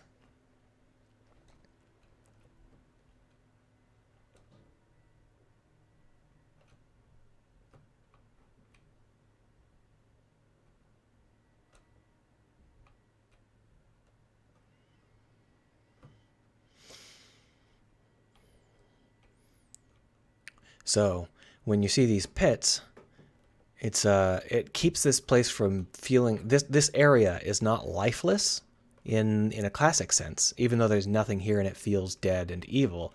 It's not dead and evil because of, you know, it's static and barren. It's dead and evil because there are huge evil cracks. So even without any plants or fish, this place doesn't feel hollow. It feels like it exists. And a big part of that is because I've been using aggressively using edge meshes and some detailed topology tweaks to try and get the place to feel properly rugged. But I like the feel of this room even without any other things to liven it up. It feels like it is supposed to be this way. It feels like it's supposed to be dead. And I like how it's a big switch from what you're used to, from the other room, which is so full of life. But in this area, you're supposed to be compelled to follow these cables to find points of interest, to find things. In this case, I think I need to recalculate this particular one. It doesn't look like it actually exists anymore. I crushed it with an edit and forgot to fix it. But, you know, there's a science experiment at the end of that cable, and you need to go click it. Monk of Time says that fish swimming across the ravines would be incredible. So, by fish swimming across the ravines, do you mean across the top or down below?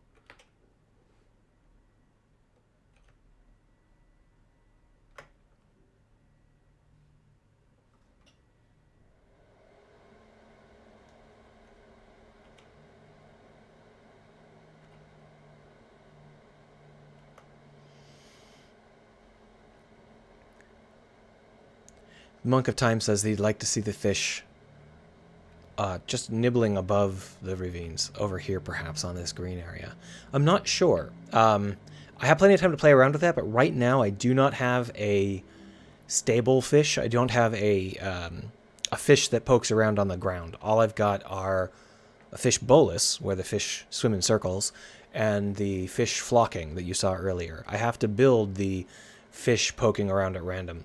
It's not ready yet. It doesn't exist yet. So I can't just plop that in, I'm afraid, but it's on the list for things to do later. I'll probably need to tweak the fish particle system. Monk of Time says, why is your fog gray? Well, the fog can be any color I want it to be. It's only gray because I was playing around with overrides on the fog and I forgot what color I wanted it to be. There's no particular reason it has to be gray. One of the things I do is I desaturate the colors as they reach the fog, and then I can have the fog be whatever color I want. So if I go over to the, where is it? I think it's in the camera. Oh no, it's the quad in front of the camera, isn't it? There it is, the fog quad. We've got this cam quad shader. Yeah, and it's enabled. So you can see that I can change the saturation and value of the quad. If I bump up the saturation a bunch, it won't be gray anymore. See? So it's something I can easily change to be whatever I would like. And in this case, that's way too much. Maybe there? Does that feel more like the color that you're used to seeing? Now, the color that you're actually going to get at this depth is going to be more green, less blue. That's a value. Hue is what I want to change. Maybe more like that.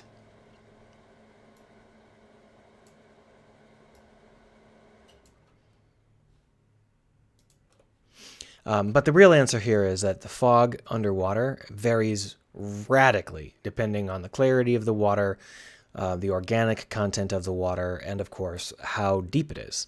So if you go swimming like in Bermuda, it's going to be really, really crystal clear, and it's going to fade to a green. Whereas if you go swimming in like deep Arctic waters, it's going to fade to black because there's no friggin' sun. So it's going to be fun to balance out all of the fog and stuff like that. So I need to fix that particular fog quad you just saw glitching out there. It's no big deal. Fix it later. But I think I'm going to probably... where are you planning to make this look like? Okay, so every level is going to look a little bit different. I don't have any plans to only pursue one visual, but I've got a couple of levels planned. The real issue is that when we are underwater, there are only two places that actually look good. If you've ever gone diving, there are only two kinds of dive that actually look good. There is an algae forest dive or kelp dive, and then there is a coral dive. Everything else is dead. There's nothing there. The only other thing you might find that you want to dive is something like a wreck, but those wrecks are usually turned quite rapidly into either algae or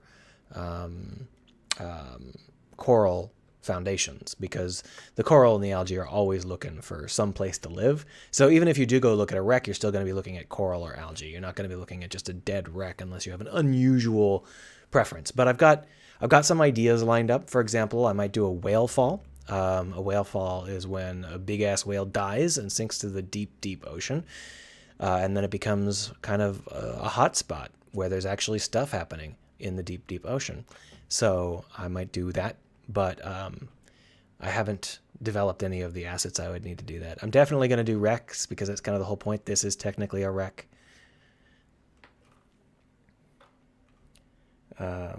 Monk of Time says, oh, spider crabs, scary things. So I haven't actually figured out how to do spiders. I mean, I can do them if I rig them, but if I want to have hundreds of them, and I mean, they're not very scary unless you have hundreds of them, then I need to come up with a way to do the work in a shader. I have to come up with a way to have them move their legs around in a shader, and I haven't figured that out yet. So I'll have to think about it, how to do that. Here you can see the fish teleporting through our facility. So I probably will have to put together some kind of avoidance characteristic, some kind of avoidance algorithm, because that's pretty silly. The only other option is to keep the fish going in a pretty tight bolus so that they never really deviate through anything. They can just be circling something that's fairly open, but that wouldn't be as interesting. So what they're actually doing is they're going off to eat. And that is causing them to go to the nearest plant life, which just happens to be on the other side of our facility.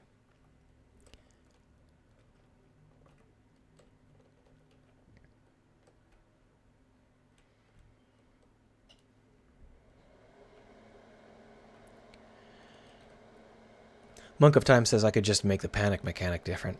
Yeah, so that's not... What I actually am going to be doing is I'm going to be assigning offset values.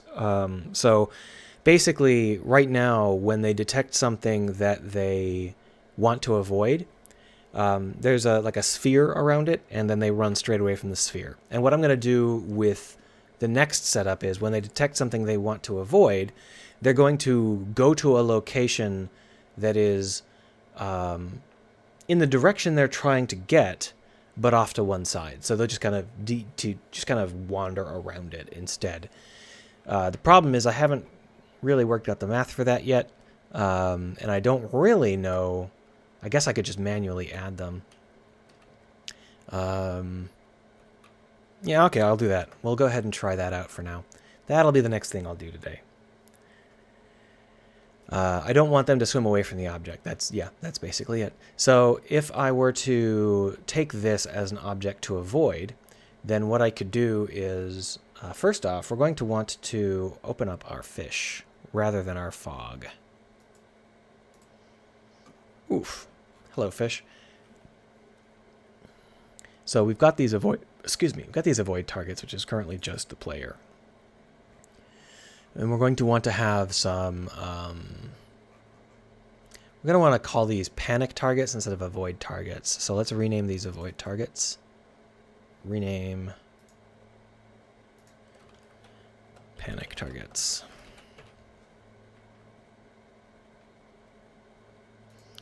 And we're not going to save it as a formerly serialized as because we also want avoid targets. Let's go ahead and break these up into 3 lines for reasons that are going to be clear in a second.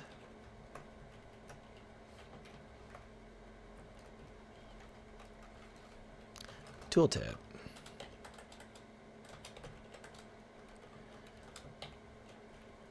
This is the route. Fish follow. Tooltip. Run away from these. tooltip. Steer around these. So now that we've got the panic target set up, we can just go ahead and set the player up as a panic target.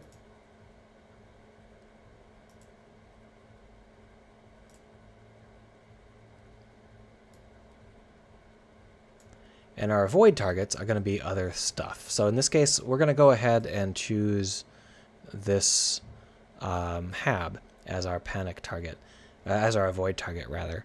The only question is what...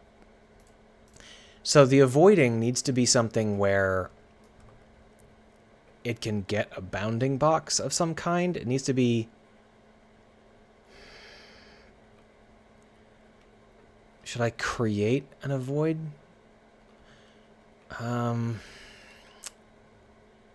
I could just add multiple objects, but the problem is that the way that this works right now is I'm not sure that there must be a collider here. Sphere collider. So here's our sphere collider. This sphere collider is one of our primary avoid targets. So we're going to go ahead and add that.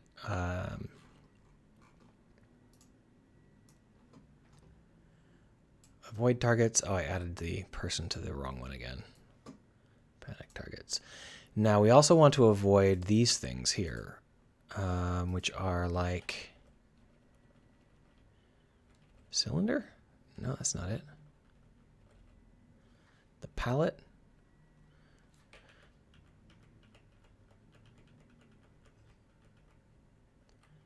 So the thing that sticks off to the side is, I guess, all pallet. That doesn't really make sense. No, those are like the tanks and shit. I want this thing. Is that it? Okay, that actually is it. It's just in the wrong spot. So what we're going to do is we're going to create an avoid 3D object sphere. And we're just going to put this here and scale it up until it's the right size.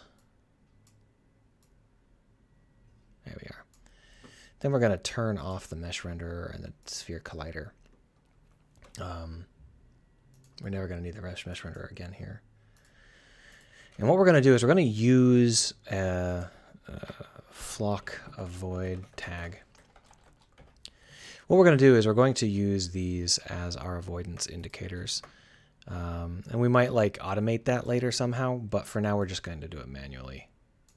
And their scale is going to be important because we're going to use that to determine how far we should try to avoid this stuff.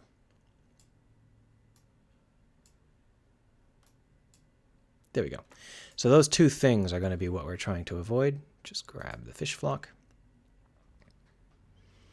And then it's going to be avoid target and avoid target. Boom, boom. So now we've got two avoidance targets, and these are different from the flock avoid targets because they exert a gentler force. Monk of Time says, and that's why you're scaling the object rather than adjusting the radius of the collider. Yeah, because the collider isn't actually of any use to us. All we're going to use the collider for is visualizing that stuff when we happen to move it around. So the only reason we've got a collider is so that we get that nice green ball, so I can see how big it is. Because if we get rid of that collider entirely, it will just be a hollow point, and we won't be able to actually see the scale we're going for. So it's just an editor trick to have a sphere collider that's been turned off. So down here in the check for avoidance, we've got this needs avoiding particle pause, blah, blah, blah, blah, blah. We're going to change needs avoiding. It's going to be needs panicking or something similar.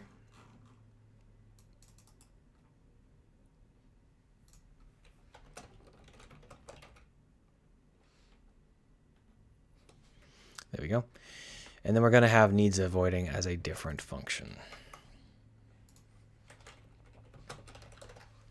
And basically, right now we take a vector3 position, but we don't take a direction. And we need to have the direction. Because what we're actually going to be doing is taking that direction into account. Because when we panic, we just run straight away from our No, wait. We don't need that. Do we? Do we need that? Yeah, we'll use the heading as well. So for each in avoid targets, we're going to create a position that's been modified. So pause plus equals heading times fish speed times 2, I guess. Just see, fish speed is seconds. So how far? I'll just give it 1 second. And here's our avoid targets, vector 3 distance, teed up position pause. So here we've got this avoid radius and this avoid boost. That's not going to be necessary. Instead, we're going to be using t dot local scale, t dot lossy scale dot x. So that means if our scale, I guess it's magnitude. Yeah, there we are. So if our scale falls inside of of the sphere we've created, we want to move away. We might want to multiply that by 2 just so that we can avoid a little bit more aggressively. So yeah, that should work. And then we just get rid of that. There. So that'll tell us whether or not something needs avoiding. And so up here in our check for avoidance, here it is.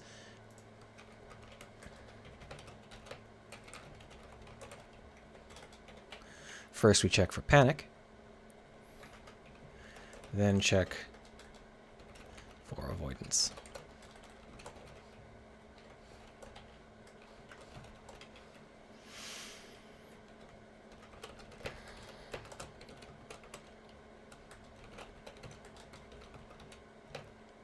And we know the heading. It is going to be fish data index dot heading.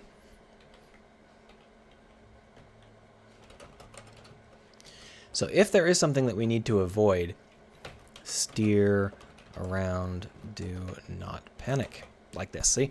So when we are trying to move into something that is, that we need to avoid, we don't really want to move directly away from it. We want to move along the line between us and our target. We want to know the closest point to the object, and then we want to move away in that direction. So if we take a look, there is something called a ray, but the question is whether or not the ray understands how to do nearest hits. I don't think that there is a way to do this. I just don't happen to remember it. Let's go ahead and just to quickly look it up here. C#, nearest point on ray. Let's go ahead and, instead of C#, let's do Unity. Because I'm sure that Unity actually has like a built-in value, a built-in function for it.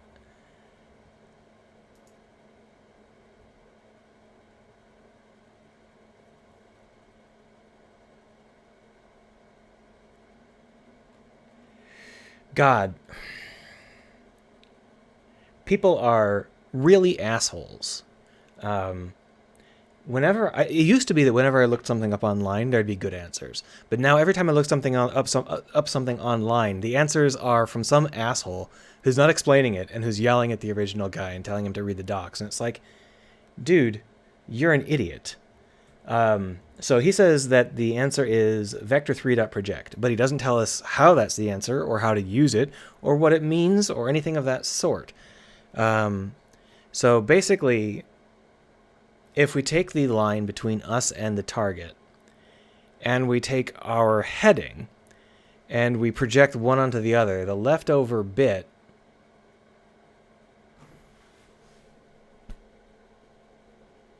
will be, no, the difference will be, well, I need the point that's closest.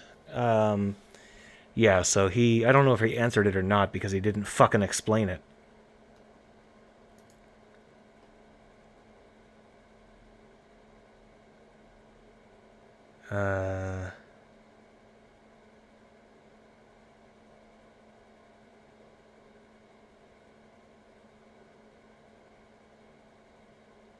No, this is a wrong answer. These people are giving wrong answers. God, these people are awful.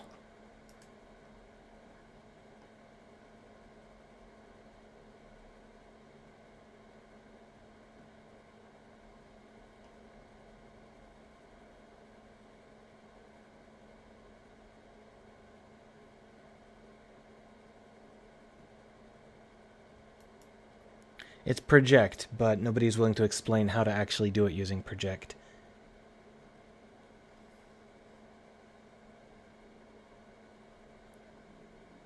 Here's someone who's doing it without using project.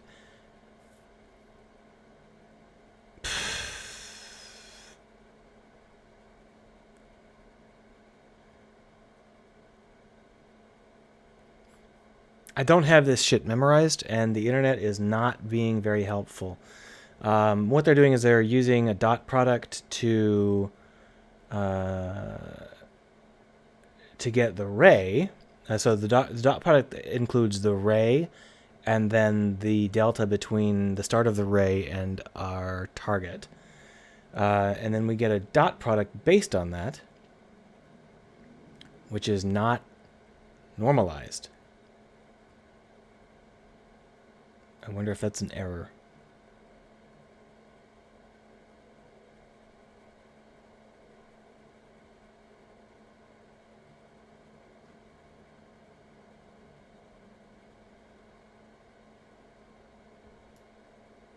Well, I might as well just go ahead and copy this, and if it doesn't work, that's fine. Fuck them.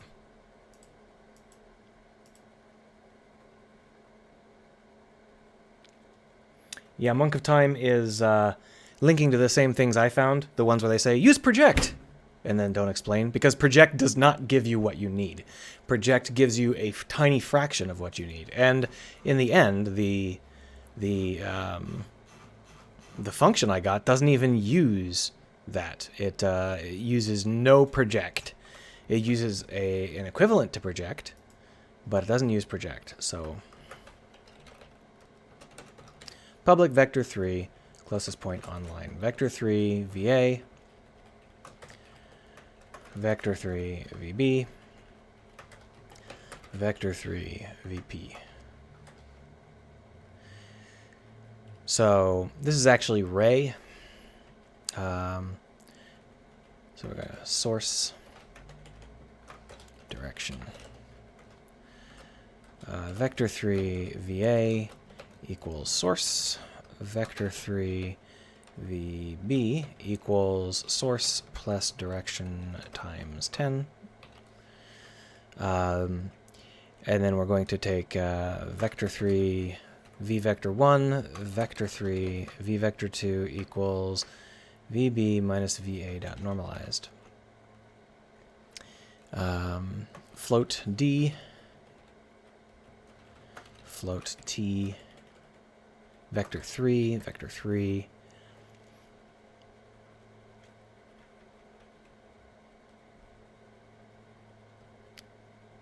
Oh, and here, these aren't needed because it's an infinite ray. In which case we can just do this times 1 there. This is going to be vector 3 v vector 3 equals v vector 2 times t. Closest point equals VA vector 3. So all these people who are answering questions to try and prove that they're smart, rather than trying to answer the question, can go jump in a lake. And it's January, so first you're going to have to break the ice, and then you're going to have to jump in the lake, and then I'll step on your head until the ice freezes again, and you can't come out anymore. So we'll just take this as closest point. And when we get the closest point, we'll be able to get a vector that we want to move away from. So up here at the very, very top, check for avoidance. So vector 3 CP, or just C, equals closest point, and then we pass it in our particle pause, our fish data index.heading, and our avoid dot position, like that. Then what we can do is say that C equals, our C minus equals avoid dot position, and that should give us a line drawing out to the closest point, at which point we can say C equals C dot normalized times avoid.lossyscale.magnitude. That'll give us a point that is around our ball, our sphere. So we're going to go ahead and then set our fish to that position. Fish data index.targetPos equals C. That easy. So that should allow us to avoid targets, and it's not going to interfere with how we're swimming. So if we're in a panic, we'll just avoid the target in a panic. Won't that be nice? So let's go ahead and try that on for size.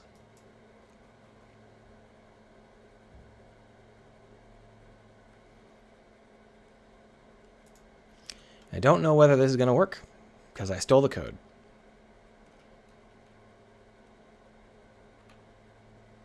Well, that's definitely the avoid work happening, and it drove them all underground.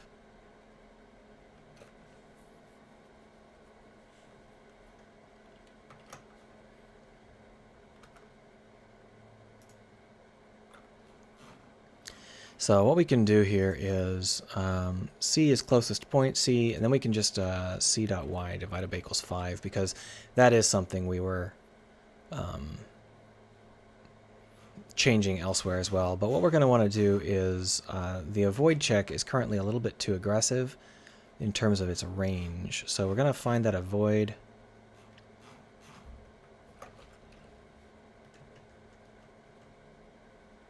There it is, needs avoiding.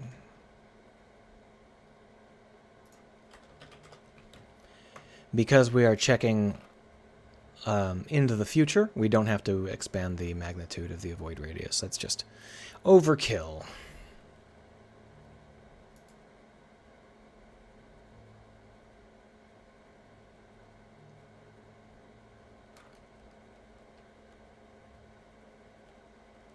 Now, even though I divided the y by 5, they're still going underground.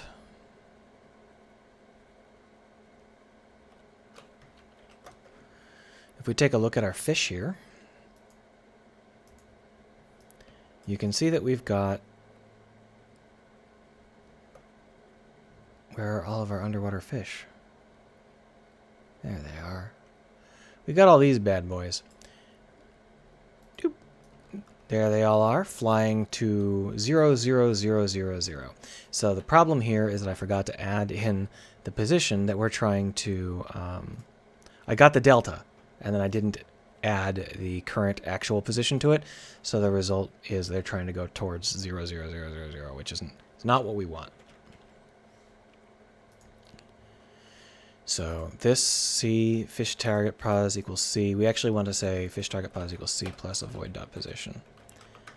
Now this is a little bit lossy. I mean, it's a little bit sluggish, which is why it's underlined in yellow, but we don't care about that at the moment. The least of our concerns.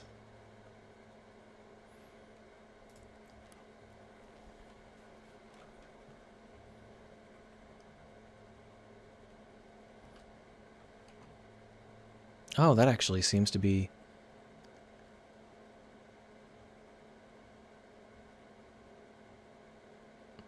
That's interesting. I actually think it's working, but we got a lot of fish going really far vertically, which they shouldn't be doing because I've divided the verticaliness by 5.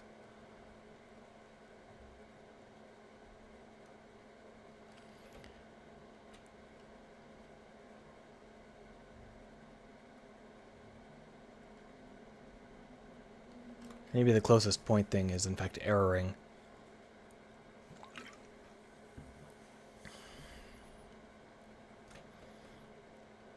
So the real test here is whether or not, when that fish flock comes around, they start to dive through this thing, or whether or not they go around it.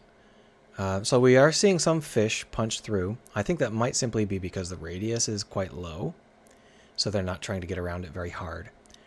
There are some other factors I could use. For example, instead of this nonsense where I find the closest point and try and move them around it, I could do a push where it just continually pushes off to the side and the fish eventually get around it. That would probably be a little bit more organic.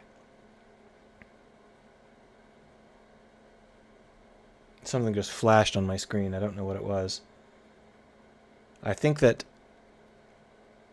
there's an advertisement for a different Twitch stream in the middle of my Twitch stream, which is bad show, especially considering that this is my stream manager, not the public, view. So hopefully that's an ad for me, but I never uploaded that image. I think that maybe that might be like the default game dev image. That's my hope. Because otherwise, it's advertising somebody else. So this is definitely working. There are some flaws in it. The big fish don't have it, by the way, in case you're wondering. I didn't add it to the big fish yet. But for the small fish, they have it. And you can see how none of them are coming anywhere near the facility. They're all arcing around it. And when they go to eat, they actually backtrack around the edge like that. So the magnitude is currently doubled, and we're gonna want to have it. Let me just check while I'm here. Oh, apparently it's not an ad for anybody else. They just are advertising the generic science and technology stream category. Okay. Whatever floats your boat. All right, so right now we're using magnitude, and that is diameter or something. So we're going to just have it.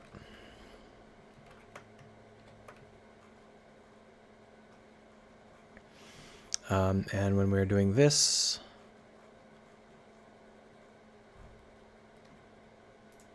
have it.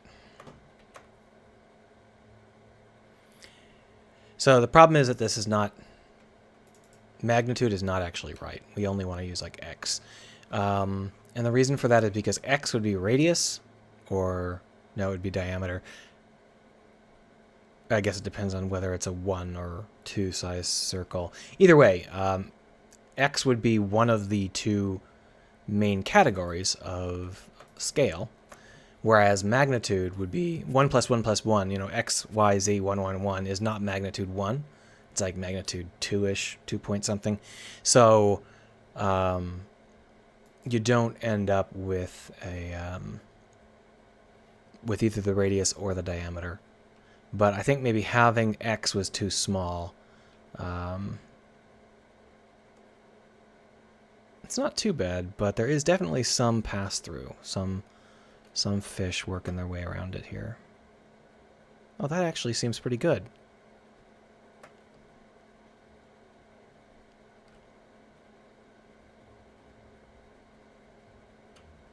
I think maybe this is good.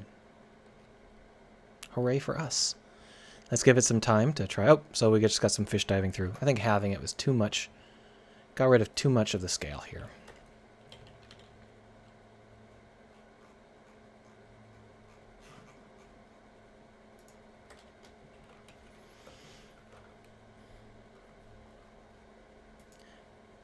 All right.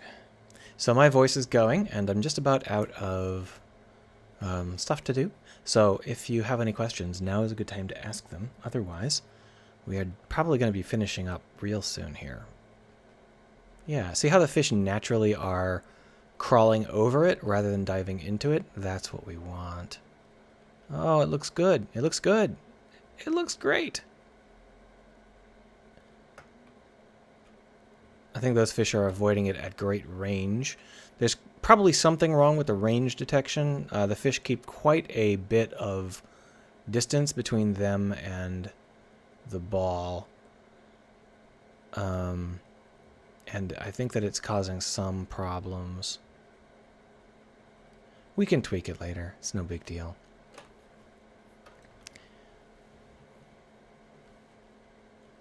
Anyway, we're waiting for the main body of the fish to come around. Here it comes. We'll see how they react to our facility.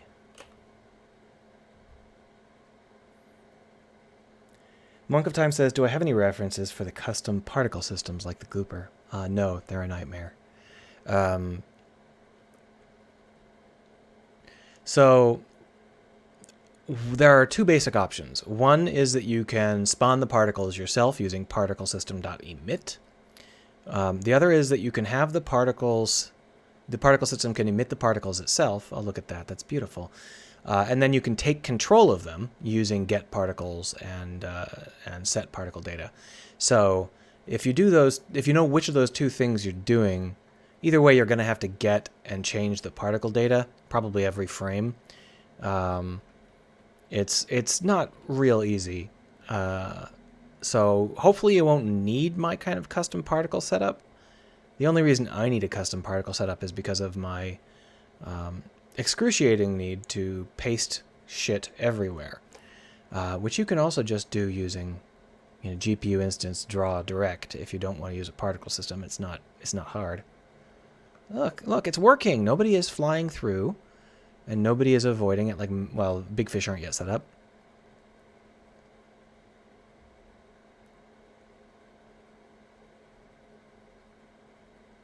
Yeah, it's working. Monk of Time says, it looks pretty good. I agree. I'm going to go ahead and take a screenshot. All right. Exciting stuff. Now let's go ahead and, as our last thing, add the same stuff into our avoid targets here. And later on we can add in the rocks and whatever else we want to add in. But that's the point. That's how it's supposed to work. So let's paste this to Twitter and stuff, and then we'll call it a day.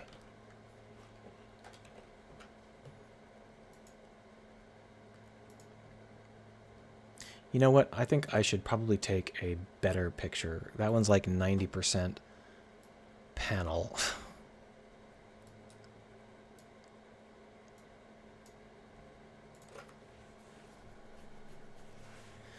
Yeah, the fish browsing really bring it to life.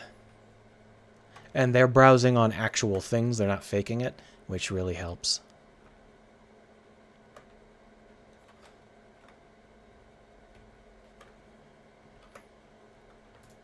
Picture one.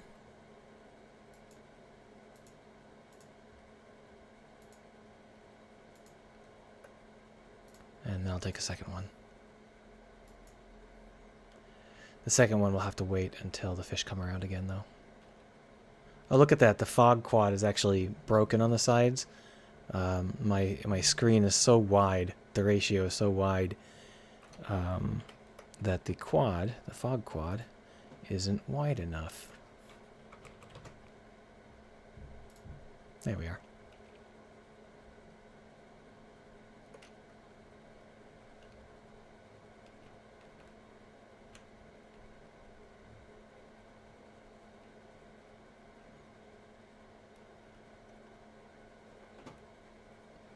Trying to find a fun angle.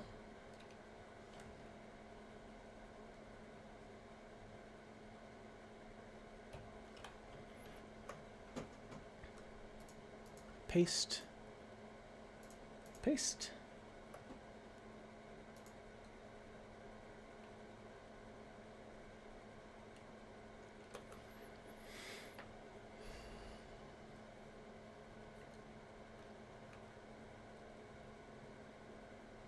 Come on over, fish. Here, fishy, fishy, fishy. Here, fishy, fishy, fishy. Alright, give me a nice break.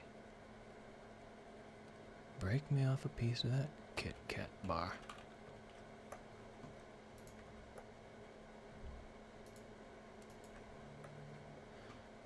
Let's see if I can get one more where I really get a sense of the fish milling around well.